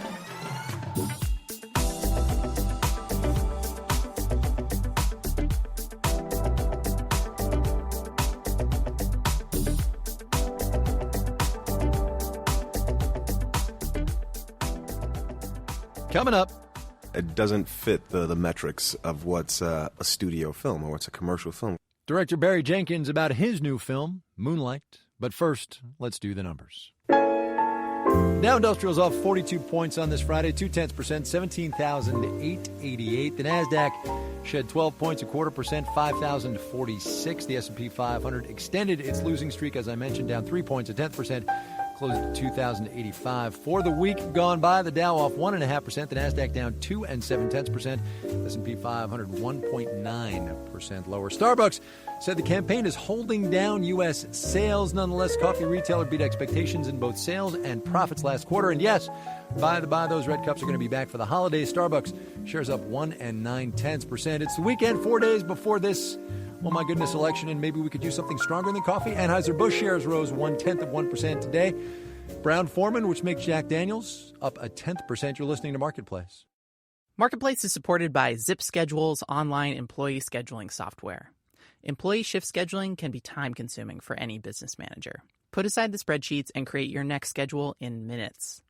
With Zip Schedules, you can automatically communicate schedules to your employees. And Zip Schedule's cool mobile app lets your employees check and update their schedules from anywhere. Zip Schedules makes scheduling effortless. For a free trial and 20% off, visit zipschedules.com/marketplace. And by Salesforce, helping marketers get smarter about their customers and plan better campaigns that blur the lines between marketing, sales, commerce, and service, all in the name of customer success. Salesforce powers marketing for the world's most innovative brands, from tailored emails to engaging mobile apps, social media, and targeted ads. Salesforce helps marketers blaze a trail for the brand journeys their customers want. That's great marketing, made by you with Salesforce. Connect to your customers in a whole new way. See a demo at salesforce.com/marketplace. This is Marketplace. I'm Kai Risnall. I've got some good news and I've got some bad news, y'all. Which one do you want first? All right, bad first. I'll decide. New Year's Eve has been sold. The good news is that it went for $1 billion. All right, I exaggerate, but only a little bit. The Chinese conglomerate Dalian Wanda has bought Dick Clark Productions, home of the heretofore referenced New Year's Rockin' Eve, and a whole mess of other high-profile productions, the Golden Globes and Miss America among them. Marketplace's Rima Crace has more on this latest Wanda purchase. Wanda is having an awesome year, says Paul Durgarabedian, a media analyst with ComScore. To seal their second billion-dollar deal in 2016, that's no small thing. Earlier this year, it purchased Legendary Entertainment, producer of blockbuster movies like Jurassic World and Warcraft. And a few years ago, it bought the big theater chain AMC. Now, with its latest trophy, Dick Clark Productions, the Chinese entertainment group is delving into the TV world, says Durgarabedian. They're buying these companies lock, stock, and barrel so that they can have access to that content and then change it over time. I mean, and by change, I mean they can add to it. That sort of influence worries a group of lawmakers. They fear the company will push Chinese propaganda and are calling for more oversight of its purchases. But Wanda's leaders say, no, they're just after profit. Carl Girth is a professor of history at UC San Diego. He says the purchases allow Wanda to learn from Hollywood. So that you can either do more of that abroad or you can apply what you've learned to the domestic market in China. Over the last decade, China's invested more than $7 billion into U.S. entertainment, according to the research group Rhodium. Far more than the U.S. has sunk into China's entertainment business, says Yang Zhu, a professor at the City University of New York. There are, I think, certain regulations in China that it's very protective. It's the growth of its domestic sectors. Meanwhile, Wanda has been eyeing a next purchase, one of Hollywood's big movie studios. I'm Rima Crace for Marketplace. It's not a stretch to say that encryption and security are the hot things online right now, protecting yourself and your information. That's why, starting just after New Year's, Google, maker of Chrome, the most popular web browser out there, is going to force you, or really try hard to make you, be safe. Gigi Duban reports. Let's say you go to a news site and it's unencrypted. That means anyone looking in on what you're doing online can see all the information being passed back and forth, including your password. It would be really, really easy for any attacker to grab that password, try it in a bank site, and get in. Emily Schechter is product manager with the Google Chrome security team. She says now Chrome users visiting an unsecure site see an icon. It's the letter I in a circle. They can click on that for more info. But in January, if a site doesn't use HTTPS encryption, They'll just say not secure in text in the address bar next to the icon. Schechter says the January launch is to give sites time to switch over to secure encryption. Elad Uran, executive chairman of CoolSpan, which makes programs for people to communicate securely on cell phones, says he likes Google's tactic. Using peer pressure, and shame to call out websites that are not taking the extra step. That extra step of turning on HTTPS is easier and cheaper than it used to be. But Phil Libin of the tech venture capitalist firm General Catalyst says it could be a big deal for some companies, like media sites. Just because most media sites have gotten so complicated with all of their third-party ad networks. Because not only will those sites have to be secure, but so will all of their ads.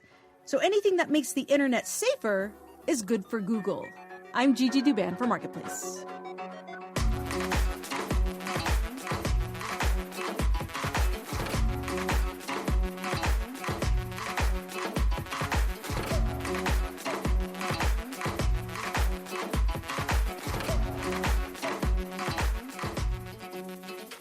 There's a movie opening today in what Hollywood likes to call wide release. Thousands of screens across the country. Quite a bump up from its debut in just 36 theaters a couple of weeks ago. But it already has that Oscar buzz going. It's called Moonlight. It's set in Miami. It's a quiet film made by a black filmmaker and an all-black cast. It's about drugs and race and sexuality and a whole bunch of other things. And it is pretty much the antithesis of the recent string of big-budget blockbusters. Barry Jenkins wrote and directed it. Barry, welcome to the program. Hey, it's good to be here, man. Thanks for having me. This is not a film that one would think studios would get behind, right? It's a complicated, difficult, emotional story. It's a black cast. It's a director who's not known. Tell me how this film got made. Yeah, it's one of those things. I mean, everything you say is true. It doesn't fit the metrics of what's a studio film or what's a commercial film or a bankable film.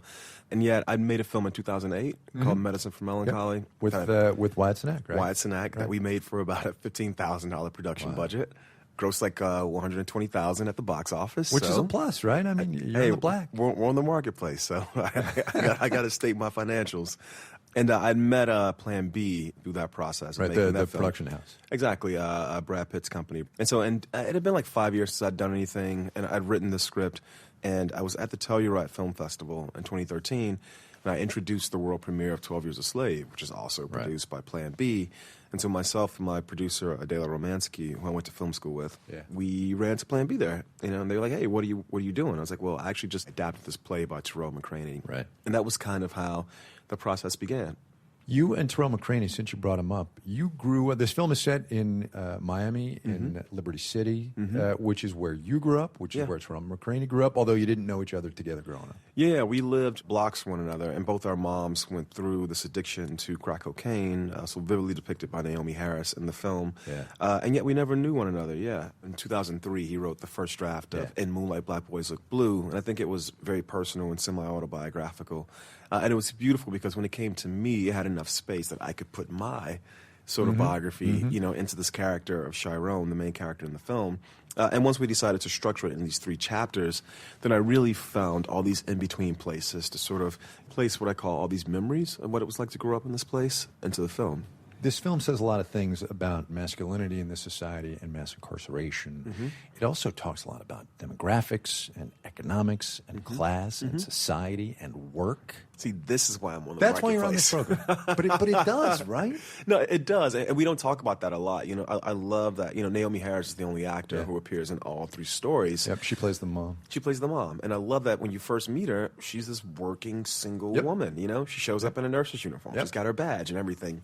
And you see over the course of the film, to me, that character is a microcosm of the neighborhood I grew up in that went from this place where there was industry, there were these jobs, and crack cocaine hit, and then you just saw people who were these very almost pillars of the community just hit rock bottom, And with that, you have these kids who now they aren't provided for, they can't eat as much as they did, nobody's telling them to go to school. All these things ripple throughout. The movie's not about all those things, I must say, people in the marketplace. As he speaks to the microphone. All those things are tucked away. But if you look, they're there. But they're there, exactly. If you do an active read of the film, they're there. Yeah. It's interesting to me that you can talk almost in the third person about this movie. You can talk about it being aggressive and visually this and visually. You've detached somehow. Is that what happened? You put it in the can and then you got to go on and... No, it's not that. I think as a filmmaker, to do what I do, especially in this film, because some of this stuff was really personal. I mean, in the days that I worked with Naomi Harris, essentially playing this composite of my mom and Terrell's mom was really intense. And the only way you get through that is to know I am a craftsperson. I am a filmmaker. I am creating this thing. The thing isn't me. I'm going to put a lot of myself into it, but it's a movie. And it's the only way I can get through it. The only way I can get through it. And I've been pretty consistent with that. Everything that's happened in the last 8 weeks has been amazing. And I remember thinking that this could happen. And so I took like a week to myself before anybody saw the film at Telluride, and I wrote down what I thought the film was, how good I thought it was, what I was proud of, what I wasn't so proud of. And I kind of stick to those things. And so it makes it a bit easier to talk about the film as the film. There is a conversation that's going to be had when Oscar time rolls around. And you're going to be in that conversation. This film is going to be in that conversation. And juxtaposing there somewhere is going to be this idea that we've seen for a couple of years now of Oscars so white. What are your thoughts on that? My thoughts on that are twofold. One, it takes a long time to make a film. So this film began about 3.5 years ago. I'm sure some of these other films, Fences, Birth of a Nation, Queen of Katwe, 13th, I mean, there's just so many of these films this year that all probably began 4, 5, 6 years ago. And all of which are themed along actors and characters of color. Of color, exactly. Right? And take it a step further, predominantly filmmakers of color, like the directors, the writers, the producers. So I think the response has already begun, and you're seeing it in the work. And to frame these pieces, as a sort of reflection of the conversation that's been had for the last 18 months is a bit false, because I think it takes a bit of the will away from the creators and from the financiers and things like that who have begun to do the work to address this lack of diversity. As you go into wide release, are you daunted at all? Or are you a little not daunted. I mean, I think I'm trying to place myself into anyone's shoes and have a bit of distance from it. I'm very curious, man. I'm curious to see because I know it's in the film, and a buddy of mine, he went and saw the film in San Francisco, and somebody sat behind him. And this guy was making all these oh man, no, not this, during some of the scenes in the film. Yeah. And he was like, but the guy stayed through the whole movie and was dead quiet when the film ended. And he was like, even if you didn't change that guy's mind, he saw something that he hadn't seen before, And again, that's a conversation that he's going to go and have with someone else. So I'm very curious to see what the people between the coast are going to think of the film. It's a film called Moonlight. Literally cannot recommend it highly enough. Barry Jenkins, thanks. Thank you, Brad. Marketplace for Kyrie's now. We had a good chat, Barry and I did. I know I say this all the time, but this time I actually really do seriously mean it. The long version of this interview was good. You can find it at marketplace.org. Other projects Barry Jenkins has been working on and why he thinks movies ought to be more like books. Give it a listen.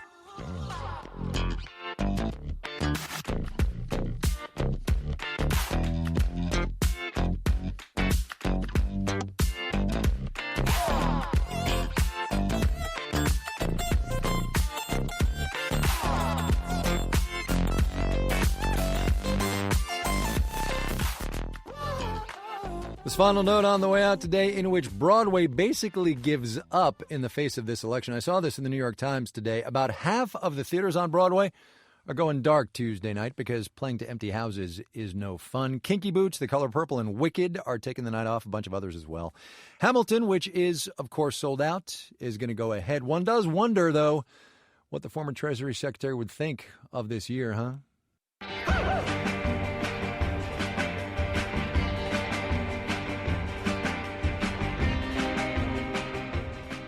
All right, Friday afternoon, we are out of here. The Dow off 42 points, 0.2%. The NASDAQ down 12 points, 0.25%. The S&P 500 extended its minor, as John Carney said, losing streak down 3 points, 0.1%. Our theme music was composed by B.J. Liederman. Marketplace is produced by Nancy Fargali. Saturn Nieves is the executive producer of this program. Deborah Clark is the vice president. I'm Kai Rizdal. Have a good weekend, everybody. We'll see you Monday, all right?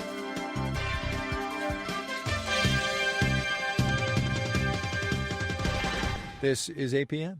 This Marketplace podcast is brought to you by Salesforce, helping marketers get smarter about their customers and plan better campaigns that blur the lines between marketing, sales, commerce, and service, all in the name of customer success. That's great marketing made by you with Salesforce. Connect to your customers in a whole new way. See a demo at salesforce.com/marketplace. Well, I have the CBS weekend wrap-up coming up in just a moment. I'll look back at the stories making the headlines this week. And here's an interesting item that I found in my show prep feed. Women will finally get equal pay. But you're going to have to wait a little while, ladies. Well into the late 22nd century. Yeah, apparently the good news is the World Economic Forum says it will eventually happen. The bad news, though, is that it's based on their best guess using business and economic predicting algorithms, and it likely won't happen until 2186. Forward movement on this front has slowed down dramatically or even reversed in some countries around the world and could reverse even more if Donald Trump gets elected president here in the United States. But leading the gap back to where it was in 2008, per the Swiss organization's annual Global Gender Gap Report. When it comes to average annual earnings worldwide, women take home nearly $11,000 compared to men's nearly $20,000 paycheck, even though the report notes that women put in around 50 minutes more of work each day than men. Women are also less likely to achieve their senior positions in the workplace. Iceland and Finland are at the top of that 144-nation survey based on progress in economic opportunity, education, and other metrics, while Yemen and Pakistan bring up the rear. And the United States, good old USA, comes in at number 45. The CBS News Weekend Roundup after this short break. When your medical practice is growing fast and you have more patients than you have room for, you need to start, well, making some room. Which means all of a sudden, you're looking to buy new exam tables and stools, x-ray machines, and microscopes quickly. Business cards from American Express Open can give you buying power to help cover the big purchases you need to make when you need to make them. Find out how American Express cards and services can help prepare you for growth at open.com. In business, risks and rewards come with every decision, like moving to the cloud with Office 365. While its benefits include anywhere access and lower costs, cyber threats and user errors can quickly wipe out data and the money you save. Barracuda Essentials for Office 365 provide an added layer of security and functionality for threat protection, email migration, data recovery, and quality of service. Move securely to Office 365. Visit barracuda.com/essentials to learn more. This is the CBS News Weekend Roundup. All the political advertising will vanish after this coming Tuesday. One way of pointing out that November 8th is Election Day.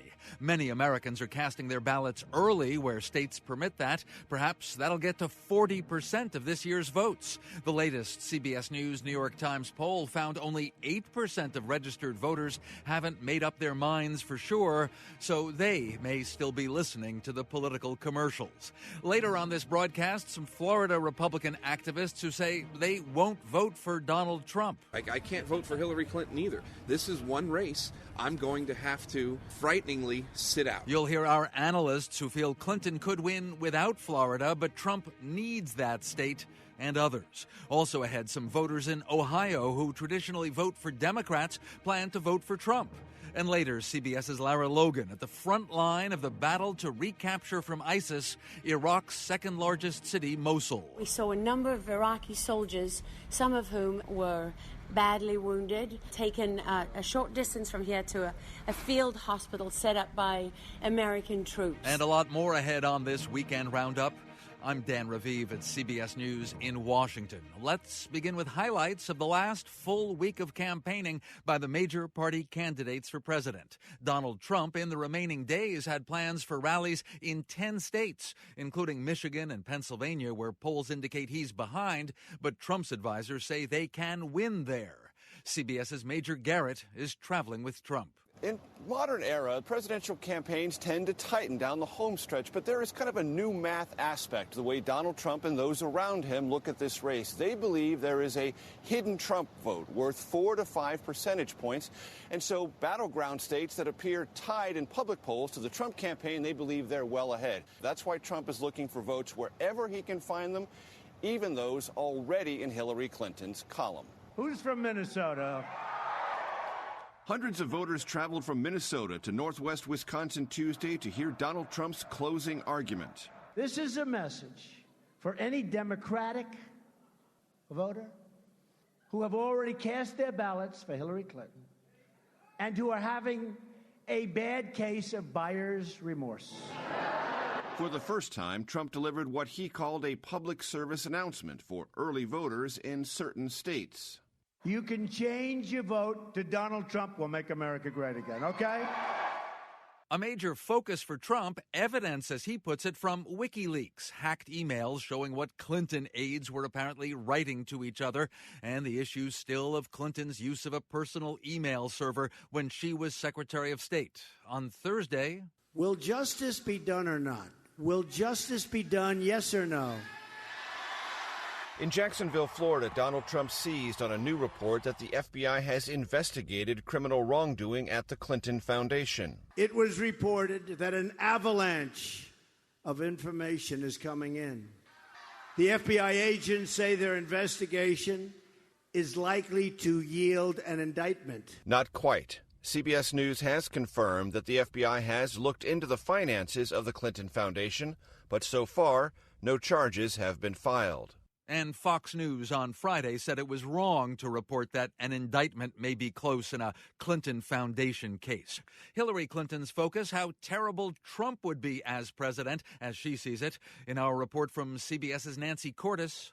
I want all the girls in America to know you are valuable. Don't let somebody like this bully tell you otherwise. At 3 Florida rallies, Clinton ticked through Trump's most notorious comments about the opposite sex. He calls women ugly, disgusting, nasty all the time. For proof, she turned to former Miss Universe Alicia Machado, who Trump publicly shamed in 1997 for gaining a little weight. He said to me, Miss Piggy, Miss Housekeeping, Miss Eating Machine. It's a closing argument aimed not just at female voters, but at the men who love them, too. I wouldn't feel good as a father voting for somebody like that. The Clinton camp released a series of ads Tuesday, all of them with the same message. I can't vote for a man that says such horrific things about women. Hello, Columbus! In Columbus, President Obama warned Trump is unlikely to change. If you disrespected women before you were elected, you will disrespect women once you're president. But in Fort Lauderdale, a protester interrupted Clinton with a sign that said her husband is a rapist, a common occurrence at Clinton rallies that set her off. I am sick and tired of the negative, dark, divisive, dangerous vision and behavior of people who support Donald Trump. Clinton aides insist the race is not as tight as new polls suggest. And yet they've begun airing ads in 4 states that supposedly tilt their way: Michigan, Virginia, Colorado, and New Mexico. Looking for youth appeal and some say the African-American vote? Before an appearance on Friday with Jay-Z and Beyonce, Hillary Clinton was with Pharrell. I'm not here to defend Hillary. She's a big girl. She can do that all by herself. Clinton called on superstar Pharrell and Senator Bernie Sanders to help drum up support in student-rich Raleigh, North Carolina. This campaign is not a personality contest. We're not voting for high school president. Clinton argued she's got one presidential trait that is often underrated. Listening to hear your stories, what you're worried about. Are we going to work together to build a stronger, fairer, better America? Or are we going to fear the future and fear each other and hunker down and be paralyzed by all of our prejudices? On Thursday, the day after Game 7 of the World Series, Hillary Clinton, who was born in Chicago, said she was celebrating the victory of the Chicago Cubs. In simple terms, what a series, what a game. CBS News correspondent Steve Futterman was there in Cleveland, Ohio. Well, you'll hear it was Cubs fans, however, who were in ecstasy. It was a celebration, a century in the making. We won the World Series. Are you kidding me? After decades and decades of frustration, the Chicago Cubs won baseball's top prize. Just a great game. Epic series. We finally did it. Game 7 was one for the ages. The Cubs were 4 outs away from winning the series in the 8th inning when the Indians staged a remarkable comeback. Swung on, line to deep left field. It is gone! Suddenly, it was 6-6. The game went into extra innings. In the 10th, the Cubs scored twice to win it. A century of despair comes to an end. Chicago's Ben Zobrist was named the series' most valuable player. It's like a heavyweight fight, man. 108 years is a long time between championships, and there was time for some reflection by Chicago general manager Jed Hoyer. I know there's so many people that are thinking of their grandfathers and fathers right now in Chicago, and that's really what it's all about. Steve Futterman, CBS News, at the World Series in Cleveland. In baseball, we know who won and who lost. As for the mystery of the presidential election this coming Tuesday, we'll have more coverage, including our analysts ahead, here on the CBS News Weekend Roundup. On the CBS News Weekend Roundup, I'm Dan Raviv. On Thursday night, federal law enforcement sources told CBS News that there was information that seemed credible, though not fully detailed, that al-Qaeda terrorists would try to carry out attacks in New York, Virginia, and or Texas. Local police were informed, of course. CBS News Homeland Security correspondent Jeff Pegues reported what counterterrorism agencies are doing. They are following social media. They are looking in other forums for threat activity that sort of bubbles up to the top. What they're trying to do is separate what is fact from fiction, what threats are credible, and those that are just talk. Earlier this week, an alert to local police warned of polling places being seen as attractive targets for lone wolf-type attacks by individuals motivated by violent extremist or sovereign citizen activity. A senior FBI official says the Bureau is working closely with the Department of Homeland Security and other federal, state, and local agencies to disrupt and identify potential threats. Again, putting out the word to police and the public that al-Qaeda, a group overshadowed by ISIS lately, might try to attack Americans maybe the day before the election. Let's turn back to what may happen on Tuesday night, election night, when the votes are being counted. There could be surprises or maybe not. We're joined by CBS News senior political editor Steve Chigaris. The indications are from the opinion polls that the race has been tightening. So as we begin to hear results on Tuesday, how can we find out if that's true or not?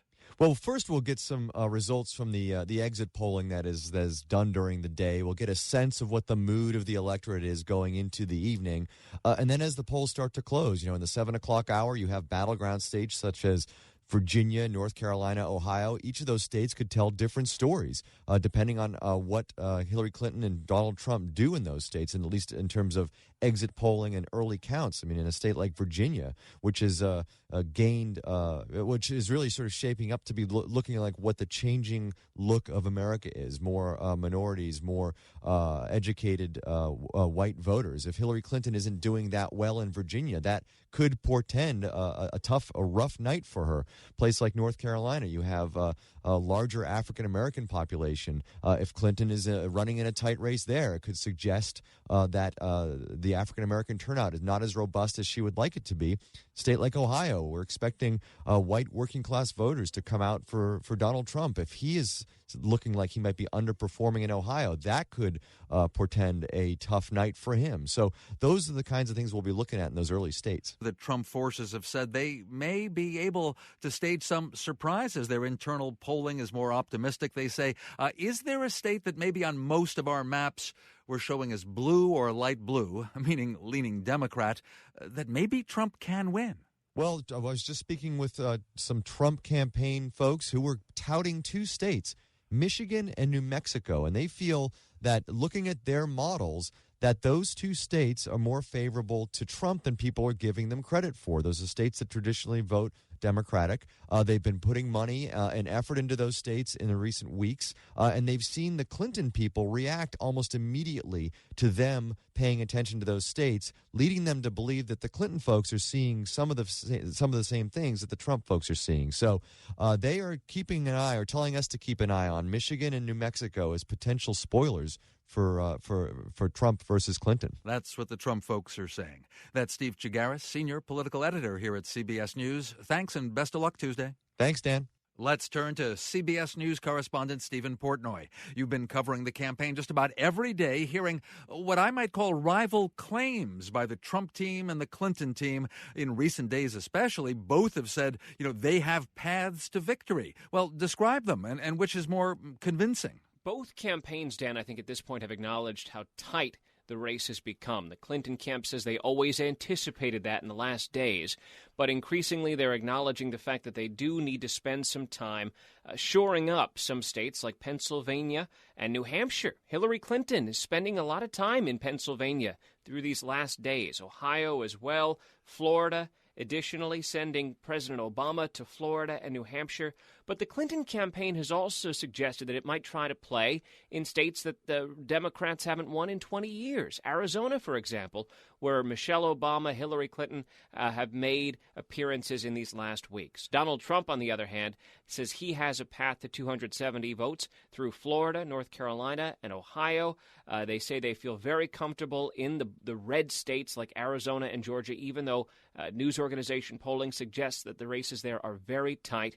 They say they're doing particularly well in Ohio, and if they can win Ohio, they think they might have a good shot in Pennsylvania. And Donald Trump is making repeated stops there in these last days. And the people who work for Trump, months ago we said he doesn't have a normal campaign staff. He doesn't have a ground game. I'm getting the impression in recent weeks that when it comes to reading polls, when it comes to deciding where he should go and encouraging him to stay on message, he does have professionals behind him. They are looking at data. They are comparing the RNC's voter data file to their own commercial information that they've purchased. They are targeting people on social media. They are placing ads on television in a number of the key states. In these last weeks, it has become clear how professional this organization is. What they lack, however, is the structure, the ground game that the Democrats have perfected and utilized in this race. And what will be so interesting to watch by Tuesday night, Dan, is the extent to which the Trump campaign has been able to activate its voters. The one thing that they say that the polls don't show is the extent to which people who have not participated in this process to this point have become engaged by Donald Trump and are ready to vote for him if they haven't already. And they say what the Democrats are taking for granted is the notion that the Obama coalition that built in 2008 and 2012 will be there for Hillary Clinton. They are seeing, as both campaigns are, a drop-off in the African-American vote. And they say that Democrats are foolish to think that the numbers who came out for Obama in 2008 and 2012 will be there for Hillary Clinton. That's what many Republicans are saying. What about the day after? You cover Congress. We both live here in the United States of America. There's a lot of fear, and some of it expressed even in the latest CBS News New York Times poll, that neither candidate as president, Trump or Clinton, can unite the nation. Do you think in some way the tone, let's say, of a concession speech by one or the other might make a difference late Tuesday night or early Wednesday? Who knows? I think it'll be incredibly important. 82% of the American people are disgusted by this process of choosing our next president. Only 13% say they're excited about this quadrennial civic responsibility that we have of choosing our commander-in-chief. So I think it's fair to say it's incumbent upon whoever wins and loses to send a signal that it's time to move forward together as a country. 4 out of 5 disgusted. That's CBS News correspondent Stephen Portnoy. See you on the radio Tuesday. Thanks, Stephen. You bet. We'll have more politics coming up, but stay with us. You'll hear CBS's Lara Logan on the battlefront against ISIS in Mosul, Iraq. That's next on the CBS News Weekend Roundup. The CBS News Weekend Roundup after this short break. It's finally fall. The weather is cooling off, and there's no better time to upgrade your cookouts than right now. Let me tell you about Omaha Steaks. They have a huge menu of steaks and more. The process is convenient and quick. Shopping delivered straight to your door. Every purchase is backed by Omaha Steaks' 100% unconditional guarantee. And right now, you can get the limited-time family grill pack for just $49.99. You get all of this: 2 5-ounce filet mignons, 2 5-ounce top sirloins, 4 4-ounce boneless pork chops, 4 3.5-ounce chicken fried steaks, 12-ounce package of all-beef meatballs, 4 4-ounce Omaha steak burgers, 4 4-ounce gourmet jumbo franks, a 16-ounce package of Omaha Steakhouse fries, 4 caramel apple tartlets, OS seasoning packet, plus 4 additional Omaha Steaks burgers. Just for listening, Omaha Steaks is offering all of this for only $49.99. This is a huge savings. Go to omahasteaks.com, enter code FTN in the search bar, and add the family grill pack to your cart. Don't miss this deal. Visit omahasteaks.com and enter code FTN in the search bar to get over 30 gourmet items for just $49.99. On the CBS News Weekend Roundup, I'm Dan Raviv. We'll have more U.S. politics in a few moments, but first the battle for Iraq's second-largest city, Mosul. Held by ISIS, the terrorist so-called Islamic State, for over 2 years, Iraq's army is going in to liberate the city, with Iraqi Kurdish fighters helping on the outskirts, and U.S. and other NATO forces providing intelligence, ammunition, and, as you'll hear, medical assistance. We have a report from CBS News 60 Minutes correspondent Lara Logan in a heavily damaged neighborhood on the eastern side of Mosul. You'll hear Lara mention IEDs, improvised explosive devices. It's obvious even if many ISIS fighters fled, many remained with a lot of firepower. The fighting was intense. There were IEDs on the battlefield. U.S. warplanes had been pounding targets from the skies for hours through the night. The air was filled with the hiss and whine of light and heavy machine guns. There was heavy artillery, light artillery mortars coming in, anti-tank missiles. We saw a number of Iraqi soldiers, some of whom were badly wounded, being treated here as a kind of emergency stop, and then taken a short distance from here to a field hospital set up by American troops. CBS's Lara Logan. Sunday evening, she'll have a report from the battle lines in Iraq on CBS's 60 Minutes.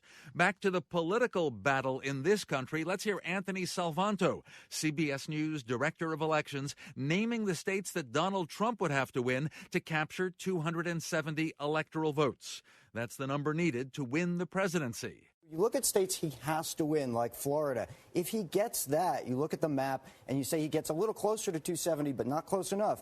If he gets Ohio, he gets closer. If he were to get North Carolina, he gets closer still, but it's still not putting him over that 270 that he needs. So he still needs to add another state or two to his column. He could go try to get, let's say, Nevada and something else, maybe even a Colorado, or try to flip a blue state like a Wisconsin.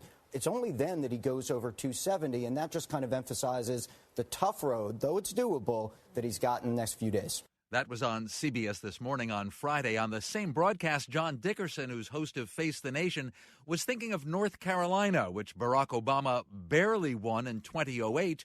But in 2012, Obama lost to Mitt Romney in that state. For Hillary Clinton, motivating black voters is the key? Right. Well, African-American voters and those college-educated voters in the Research Triangle in the middle of the state. She needs to jack up turnout with African-Americans and then depress turnout for Donald Trump or win herself among those white college-educated voters that have been a part of the Republican coalition, but that Donald Trump has been having trouble with. So she wants to run up her vote and depress his vote. Her final pitch here has been very anti-Trump, very negative, despite the fact that as we saw in the numbers, there's great disaffection with this campaign. Is that a wise strategy? There's disaffection with the campaign, disaffection with both candidates. Yeah. But for her, what she needs to do is remind those voters of all the bad things about Donald Trump. Yeah. And what they've seen in the polls, and we've seen consistently, is when Donald Trump is using the teleprompter and is not getting involved in a fight with a Gold Star family or a former Miss Universe, that Republicans start to come home. They start to come back into his column, Republicans who found him and think he's too risky to be president. So what the Clinton team is trying to do is keep the most risky image of Donald Trump in front of voters as long as they possibly can, to keep those Republicans feeling nervous about it. John Dickerson, host of Face the Nation on CBS every Sunday. He was questioned by Anthony Mason on CBS This Morning. What about Florida, where Barack Obama was the winner in 2008 and then just barely in 2012? Some encouraging indicators for Hillary Clinton, perhaps, Republicans who shun Trump. I'm Peter King, CBS News, along the I-4 corridor in Central Florida. Political consultant and lifelong Republican Mike Scudero says he's not voting for Donald Trump because of his big mouth and his inconsistencies on the issues. I mean, just about everything he stood for 4 years ago, 8 years ago, he's gone the opposite way this time. Scudero says Trump appeals to the party's lowest common denominator by insulting rather than building. That's where I have a hard time looking at my children, explaining to them why I could vote for him. Republican and former Florida State Senator Paula Dockery knows what she wants in a president. It needs to be somebody who has the intellect, the experience, the temperament, who's respected throughout the world. Dockery, now a newspaper columnist, says Donald Trump is none of those things. Dockery calls him dangerous, divisive. You want a role model who shows you how to stand up to bullies, not how to be a bully. And she says she gets hate mail about it. and thank yous from other Republicans who agree, quietly. They're, I guess, fearful to say out loud that they're supporting Hillary Clinton. Who Dockery supports out loud. Both Dockery and Scudero say they've repeatedly been called rhinos, Republicans in name only, because they don't support Donald Trump. And I look at them and go, you know, I don't have to prove my credentials to anyone. I've had a Republican voter card since I was 18.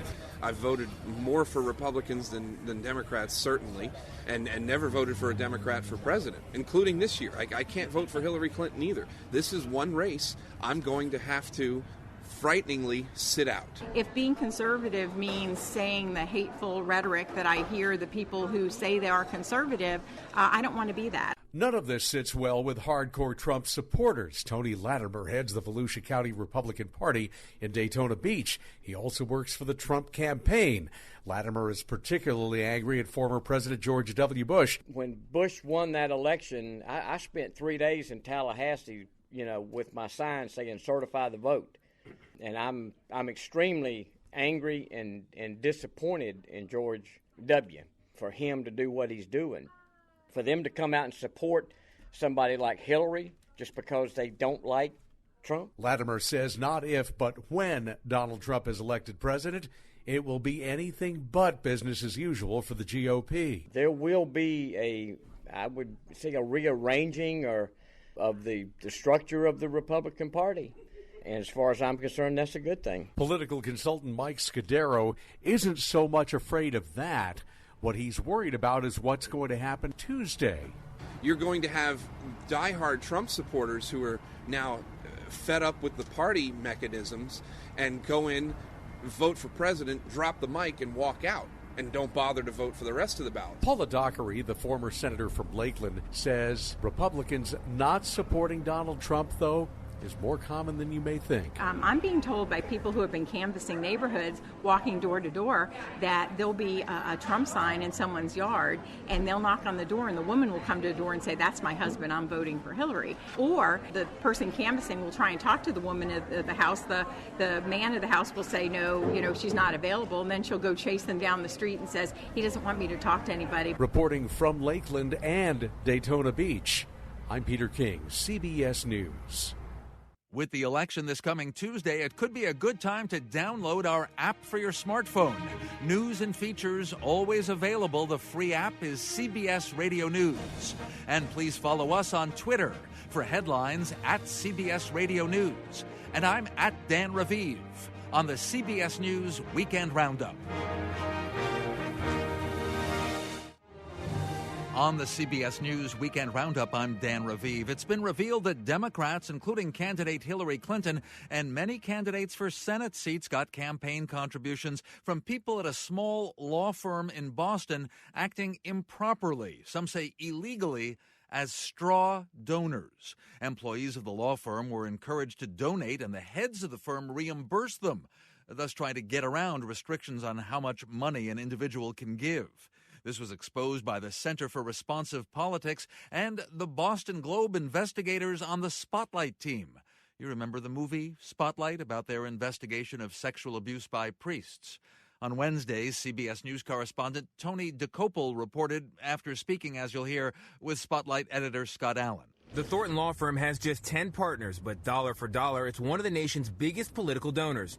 According to the firm's own documents, leaked by a whistleblower, days or even hours after making these donations, partners received money matching the amount they gave. Once the law firm knew that we had these records, they didn't deny that this was the case. Scott Allen is the Globe Spotlight editor. So hundreds and hundreds of times, a lawyer would donate money to a candidate or a political party and then almost immediately be given back that very same sum. That is correct. If you give a donation and then somebody else reimburses you for the donation, that is a clear violation of the spirit and the letter of the law at the federal and state levels. Federal law limits partnerships like the Thornton Law Firm to a maximum donation of $2,700 per candidate. But campaign finance watchdogs say the firm used its individual partners as straw donors, allowing it to funnel money to campaigns well above that legal limit. The Spotlight team and the Center for Responsive Politics looked at donations from 3 of the firm's partners from 2010 to 2014. The trio and one of their wives gave $1.6 million, mostly to Democrats. Over the same period, they received $1.4 million back in bonuses. A Thornton spokesperson said the donations are legal because they came out of each partner's ownership stake in the firm. In other words, they paid with their own money. It was a voluntary program which only involved equity partners and their own personal after-tax money to make donations, the firm said in a statement.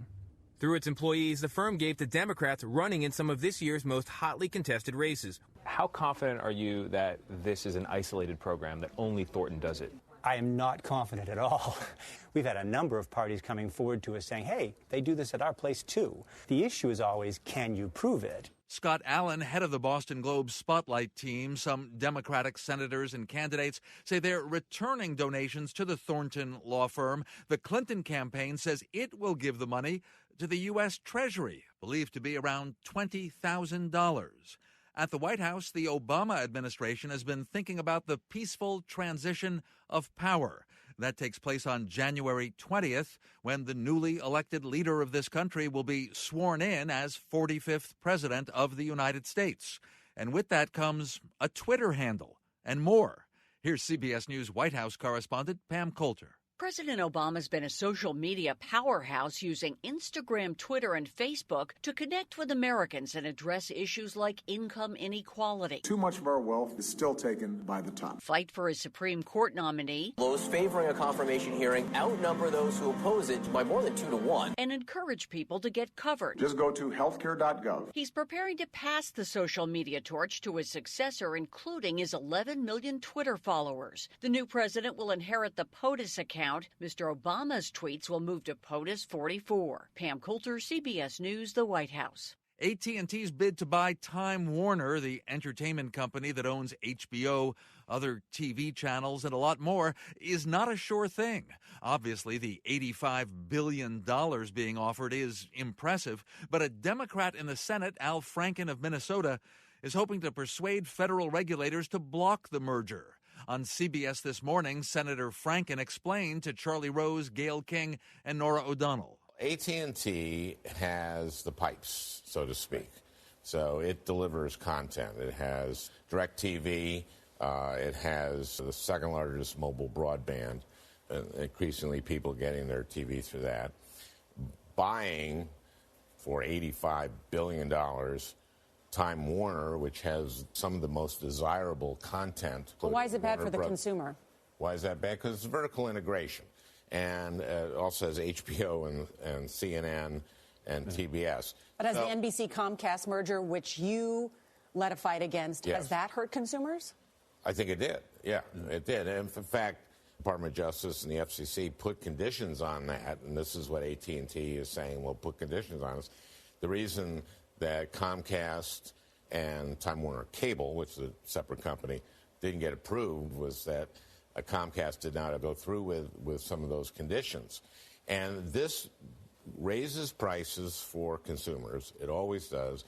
This concentration, this consolidation of media is not good for consumers. So you're saying it raises prices and decreases choices? Exactly. And usually leads to worse service, even worse service. Senator Al Franken and some Republicans, including Donald Trump, condemned the planned merger as bad for consumers. But the chief executive of Time Warner, who wants to be taken over, Jeff Bukes, says the combined company will always want to offer the most channels at a good price and will want its own channels, such as HBO, to be as widely distributed as possible, not only on AT&T and the system that it owns, DirecTV. That's big business. Now our Weekend Roundup commentator, Charles Grodin.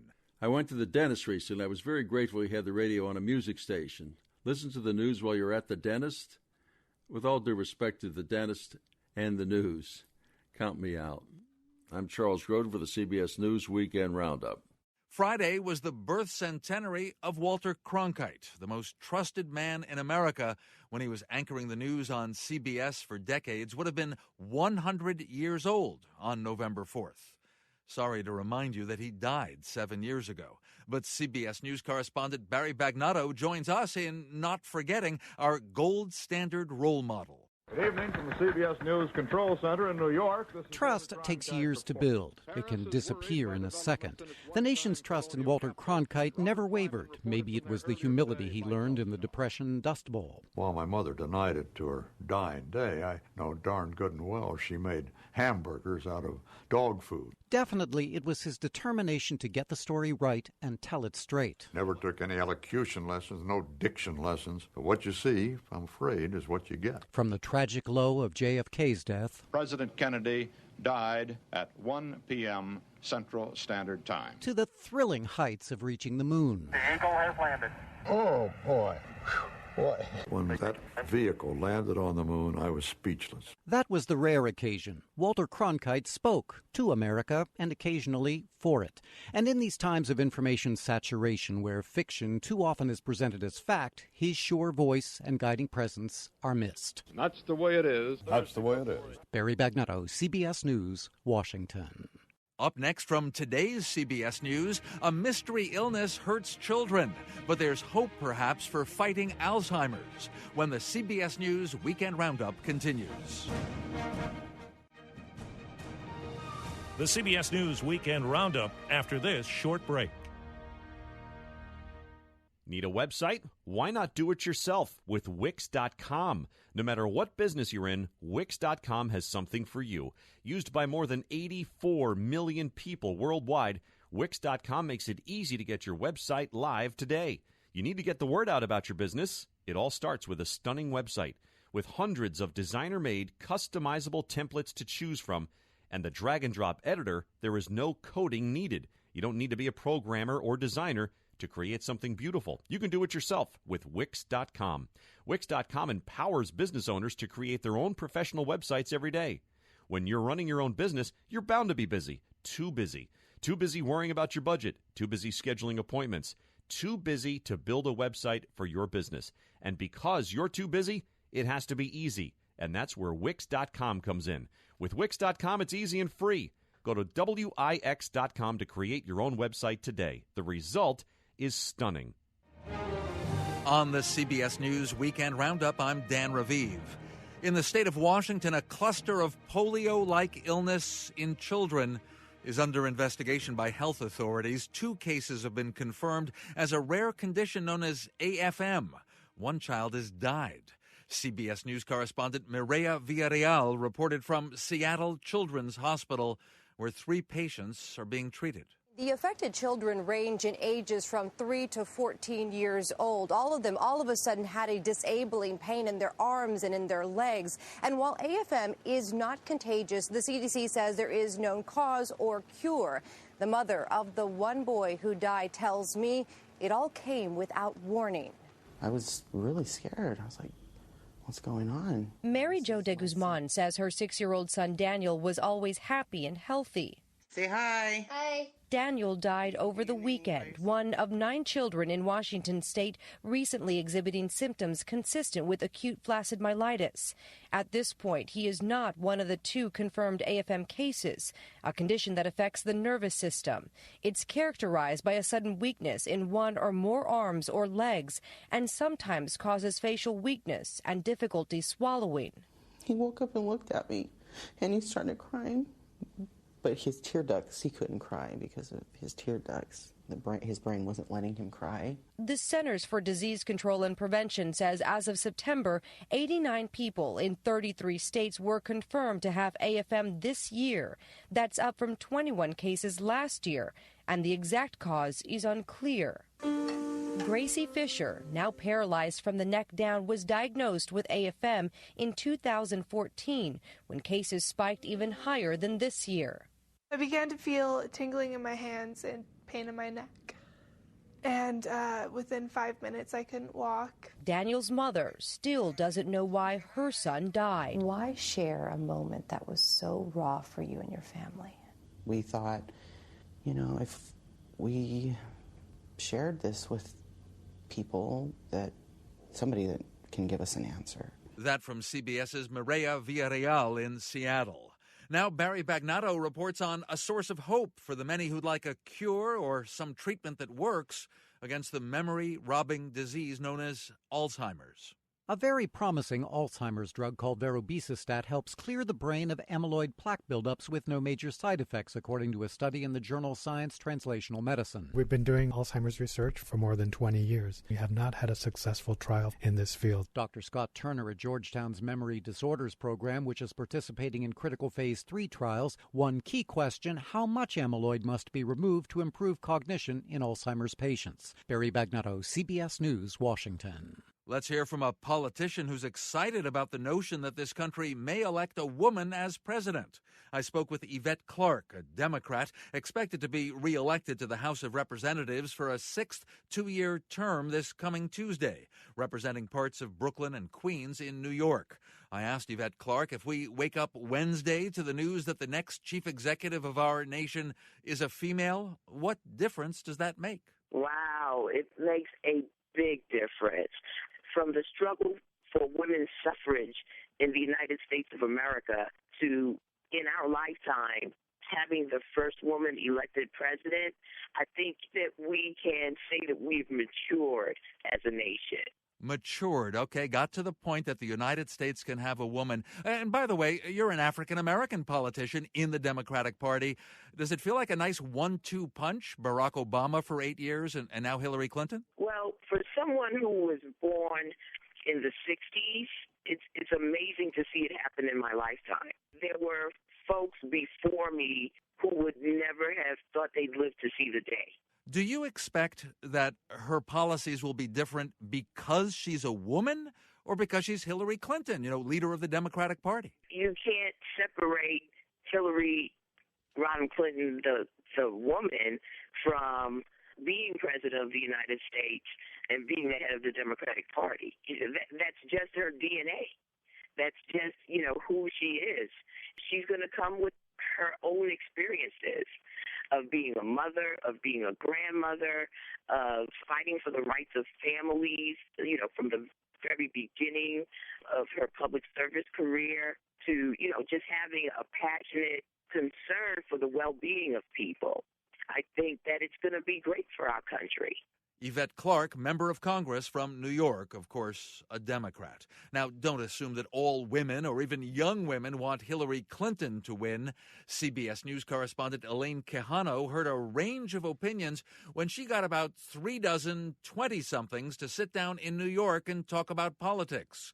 By the way, these millennials come from 12 different states. I'm a very proud conservative, but I don't think that Donald Trump represents the Republican Party. I'm 20 years old, unapologetic American, and full-blown deplorable Trump supporter. I'm 19 years old, and I'll be voting for Gary Johnson this year. I'm 27, and I'm with her. Honestly, all I really know is I'm not with her, and I don't support Hillary Clinton. I say I'm a Trump supporter, and they immediately think I'm racist, I'm Islamophobic. That's a problem in this election. We automatically jump to conclusions that a Trump supporter is this bad, uneducated person. He is bombastic, and he says a lot of stuff that I absolutely 100% do not agree with, but at the same time, I don't want to support a liar. All right, I want to turn to another topic here, and that is the issue of civil rights. But a recent poll found that 85% of young African Americans and 72% of Hispanics believe their race is under attack in the U.S. I wonder, why do you think that is? This particular topic is something that's really dear to my heart because I was robbed and shot in my head. And if that wasn't enough, I look up and I was staring down the barrel of another gun. And this time it wasn't the barrel of a gun from someone else trying to rob me. This time I was looking down the barrel of the police. Ryan Quattromani, let me ask you, you're the son of a former police officer, is that right? He actually recently retired. I think there are bad police officers. I think, there's plenty of corrupt police officers. But I think Obama hasn't done a decent job at helping the African-American communities, and I think Hillary Clinton is part of that. But I do support our police. Earlier comment about police officers, versus the Black Lives Matter, the African-American community. One is a choice. You have a choice to be a cop. You sign that. You go through training for that. There ain't no choice being black. And Trump has normalized his talk and has put a lot of lives in danger. Here's the thing. Trump hasn't been in the White House, so to say that Trump tore our country apart at the seams and created this racial division, No way. President Obama was the one who was in the White House for 8 years, and race relations have been worse than ever in this country. Let's look at who is in office, an African-American man who has torn apart this country. We need to look at that. That from CBS's Elaine Quijano, part of our election night coverage this coming Tuesday. From CBS News on TV and here on the radio, we'll be anchoring coverage starting at 7 p.m. Eastern Time. We'll have the results state by state. We'll talk about Congress and issues. You don't have to stare at a TV. The Weekend Roundup is produced at CBS News in Washington by Howard Aronstein. I'm Dan Raviv, CBS News. Fox News Radio, I'm Joe Chiro. 3 days before the presidential election, and candidates are campaigning hard in key battleground states. Donald Trump started his day with a rally in Tampa. He launched into an assault on Obamacare, a bread and butter issue that he believes could really motivate voters out to the polls on Tuesday. Listen. Insurers are fleeing, doctors are quitting, and deductibles are going through the roof. Some as high as $15,000, some higher than that. Yet Hillary Clinton wants to double down on Obamacare, making it even more expensive. Early voting has been underway here in the state of Florida for a couple of weeks now. In many counties, it ends today. The rest of the counties will close tomorrow. So far, when you look at the overall tallies of the mail-in vote, which is the so-called absentee vote, and the early voting results, Democratic returns now lead Republican returns by about 7,000. Fox's John Roberts in Tampa. Hillary Clinton also starting her day in Florida, one of the biggest swing states. She's getting set to speak at a rally in Pembroke Pines. She seems to be feeling it with larger crowds and a tremendous buzz ahead of Election Day. When I see them here, this passion and energy and intensity, I don't even know where to begin, because this is what America is, my friends. I got the eye of the That clip is from a new ad the Clinton campaign is out with from Katy Perry's song Roar that will run in battleground states between now and Election Day. As for Katy Perry, she will be campaigning on Hillary Clinton's behalf tonight in Philadelphia. Fox's Mike Emanuel. The U.S. Supreme Court has reinstated an Arizona law that makes it a felony to collect early ballots. That order overturns an appeals court decision yesterday that blocked the new law. Democrats allege that law hurts minorities' ability to vote. You're listening to Fox News Radio, fair and balanced. Insult women. It's all talk. Well, here we go again. It's really bad judgment. Issues, not insults. She should be ashamed of herself. The time for talk is over. Now it's America's turn to make its voice heard. Fox News Channel has election night covered, fair and balanced, up-to-the-minute exit polls, breaking race results and powerful analysis from the best team in politics. Plus, it all happens live from our new state-of-the-art studio. Fox News Channel has election night covered because we are America's election headquarters. There's more to Fox News Radio than meets the ear. Go behind the headlines and join the conversation on the hottest stories of the day on the Fox News Radio Facebook page. Be a part of the Fox News Radio Facebook fan community. Post comments and tell us your opinions. See behind-the-scenes photos and videos and post your reactions to the stories that matter to you. Click the like button on Facebook and connect with breaking news and features like Fox in the Fast Lane, House Call for Help, and more. Go to Facebook.com/Fox News Radio. The fight to win North Carolina's top job is producing some controversy. North Carolina's race for governor has turned into a referendum on socially conservative legislation. Mars Hill University professor George Peary says that's ironic, given that Republican incumbent Pat McCrory first came to the governor's office as a business-friendly moderate. Rather than the legislature where all of this stuff got passed. Those issues include voter ID, those include the HB2 bathroom bill. Democratic challenger Roy Cooper, North Carolina's attorney general, has criticized the governor for passing HB2, the law blocking transgender people from using government restrooms corresponding to their gender identity, prompted an economic boycott of the state. In Raleigh, North Carolina, Jonathan Seri, Fox News. The battle heating up for a key Iraqi city. Fighting against ISIS is intensifying on several fronts in and around Mosul. ISIS-held towns are being targeted to the south of Mosul amid more reports that civilians are being taken as human shields. How long will it take to get rid of ISIS from Mosul? We heard from the police chief of the Mosul region. He says 2 to 3 months. Grueling months. In Erbil, Iraq. Greg Palcott, Fox News. Protesters clashed with police on the streets of Florence, Italy today. The demonstrators oppose a constitutional reform referendum Italian Prime Minister Matteo Renzi called for on December 4th. The hooded protesters used cobblestones and sticks against officers. A New York City police officer injured during a gunfight with a suspect has been released from the hospital after treatment for a leg wound. His partner was fatally shot during an exchange of fire yesterday with an armed man on a Bronx street. That gunman also died. And several far-right Polish groups have protested outside Facebook's office in Warsaw after their sites were temporarily blocked. I'm Joe Chio, Fox News Radio.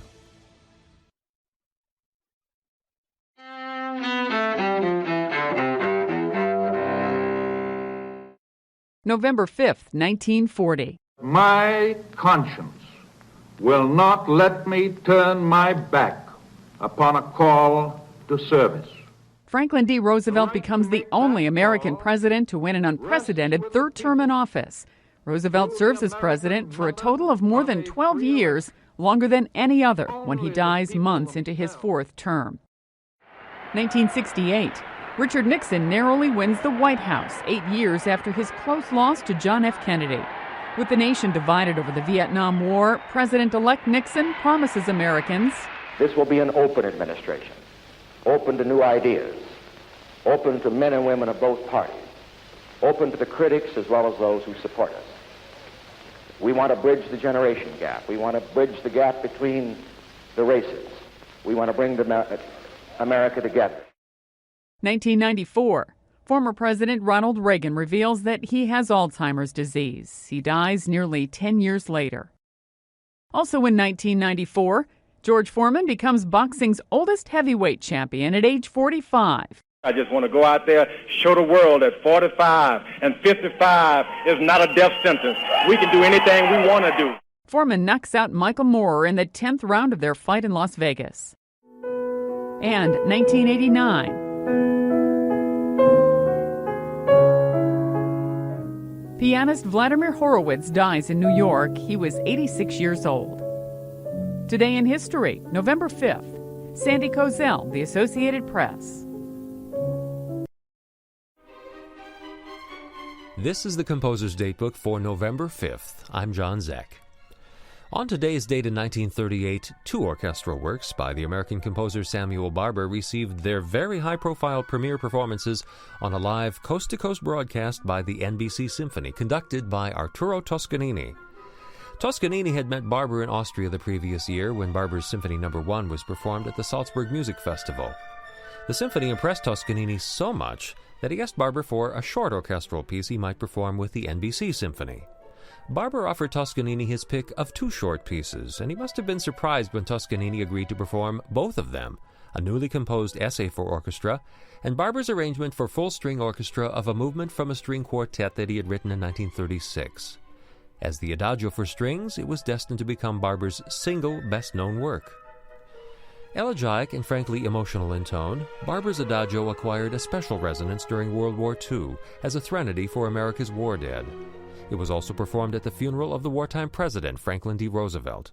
More recently, Barber's Adagio has been used to great effect in several successful films, including The Elephant Man and Platoon.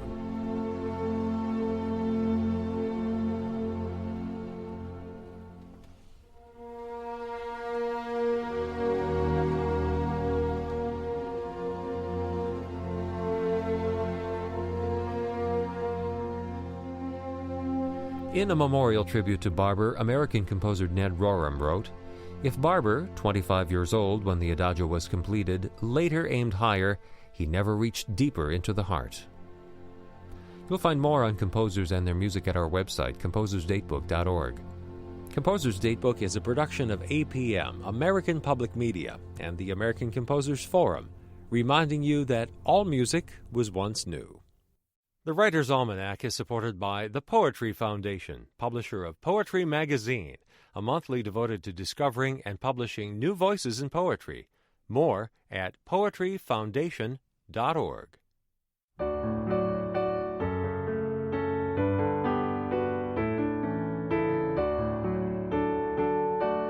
And here is the Writer's Almanac for Saturday.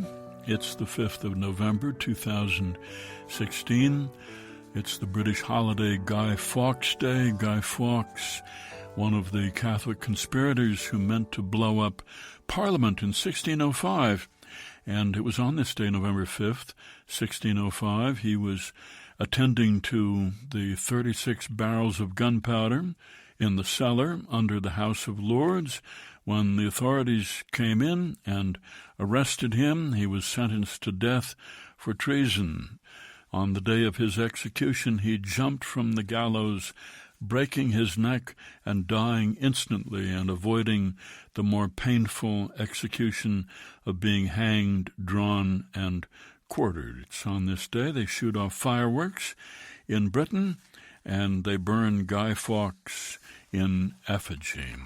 It's the birthday of the playwright Sam Shepard, Fort Sheridan, Illinois, 1943, author of 40 plays, including Curse of the Starving Class, Buried Child, True West, and others. It's the birthday of the novelist Diana Abu-Jaber, born 1960 in Syracuse, New York, American mother, Jordanian father. When she was 7, family moved to Jordan, spent 2 years there, which affected her profoundly. Her father was a professional cook, and he was especially known for his lamb shanks in buttermilk and okra braised in garlic. And so she took up cooking in a variety of restaurants after college, then fell into food writing, and then wrote novels, Arabian Jazz and Birds of Paradise, The Language of Baklava, a food memoir, and another one, Life Without a Recipe. Arabian Jazz, considered the first novel to bring the Arab-American experience to a wide reading audience. And it's the birthday of Thomas Flanagan, Greenwich, Connecticut, 1923, author of historical novels set in Ireland, The Year of the French, the best known, which won the National Book Critics Circle Award in 1979. Here's a poem for today by Jim Harrison, Carpe Diem. Night and day, seize the day, also the night, a handful of water to grasp. The moon shines off the mountain snow where grizzlies look for a place for the winter's sleep and birth. I just ate the year's last tomato in the year's fatal whirl. This is mid-October, apple time. I picked them for years. One Macintosh yielded 60 bushels. It was the birth of love that year. Sometimes we live without noticing it. Over-trying makes it harder. I fell down through the tree, grabbing branches to slow the fall, got the afternoon off. We drove her aqua Ford convertible into the country with a sack of red apples. It was a perfect day with her sun-brown legs, and we threw ourselves into the future together, seizing the day. 50 years later, we hold each other, looking out the windows at birds, making dinner, a life to live day after day, a life of dogs and children, and the far wide country out by rivers, rumpled by mountains. So far, the days keep coming. Seize the day, gently, as if you loved her. A poem by Jim Harrison, Carpe Diem, from Dead Man's Float, published by Copper Canyon Press and used by permission here on the Writer's Almanac. Supported by the Poetry Foundation, publisher of Poetry Magazine, committed to discovering great poets and printing their verse. Back issues and subscriptions available at poetrymagazine.org. Be well, do good work, and keep in touch.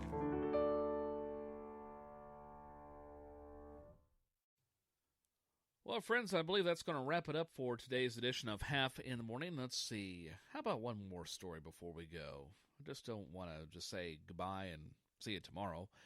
So what do you say we run another story? How about this one for size? Society is certainly a lot more accepting of tattoos these days, letting people express themselves about how they want to, or what they want to do with their own bodies. But that doesn't mean people still don't do stupid and potentially regrettable things with ink. For example, over in England, 20-year-old Courtney Lay may be a good example, as she just let her boyfriend talk her into getting his name tattooed on her face. Or as her possessive partner puts it, she's been branded like Heinz beans. I love that expression. Well, the word Ryan now sits above her left eyebrow, while Wibbo is on the other side. Wibbo? W-I-B-B-O? I don't get that one. Well, it's on the other side, so nobody else will ever be able to look at her without seeing Ryan's handiwork. Oh, Ryan Wibberley, who goes by the name Wibbo, is a 23-year-old tattoo artist who claims he has persuaded 39 ex-girlfriends to get his name tattooed on them. 39 ex-girlfriends. Wow, what a track record. Most didn't go for the face, but apparently legs, arms, fingers, and backsides instead. He also said, I've got Courtney's name on my hand, but she says the only ex whose name I've got done, of course, we're sure calling her his ex, was simply a slip of the tongue, and there's no way indicative of things to come. Explain why she got the tattoo, Courtney said, I do it because he's paranoid and wants to have me branded. He thinks it'll put other men off. Yeah, it'll put other men off, all right. Man, 39 ex-girlfriends. I think that should be a red flag to you there, dear, that maybe this was a really stupid idea. But it's your body. It's your choice. Well, friends, feel free to drop me an email about anything you'd like to talk about, including tattoo ideas. Doesn't mean I'm going to follow through with them on, though. At haffinthemorning@gmail.com. That's HAFF in the morning @gmail.com. Or, and also be sure to check out my website, tinyurl.com/HafterMedia. tinyurl.com/HafterMedia. And with that being said, my time is up. Thank you for yours. God bless America.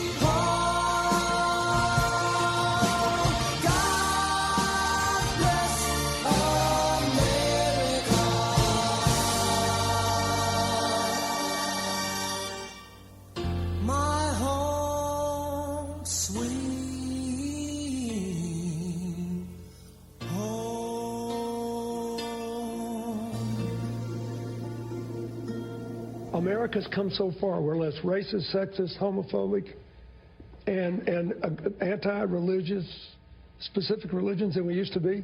We have one remaining bigotry. We don't want to be around anybody who disagrees with us. And, you know, the crowd's laughing, but they didn't laugh loud because they know I'm telling the truth. Oh, good God.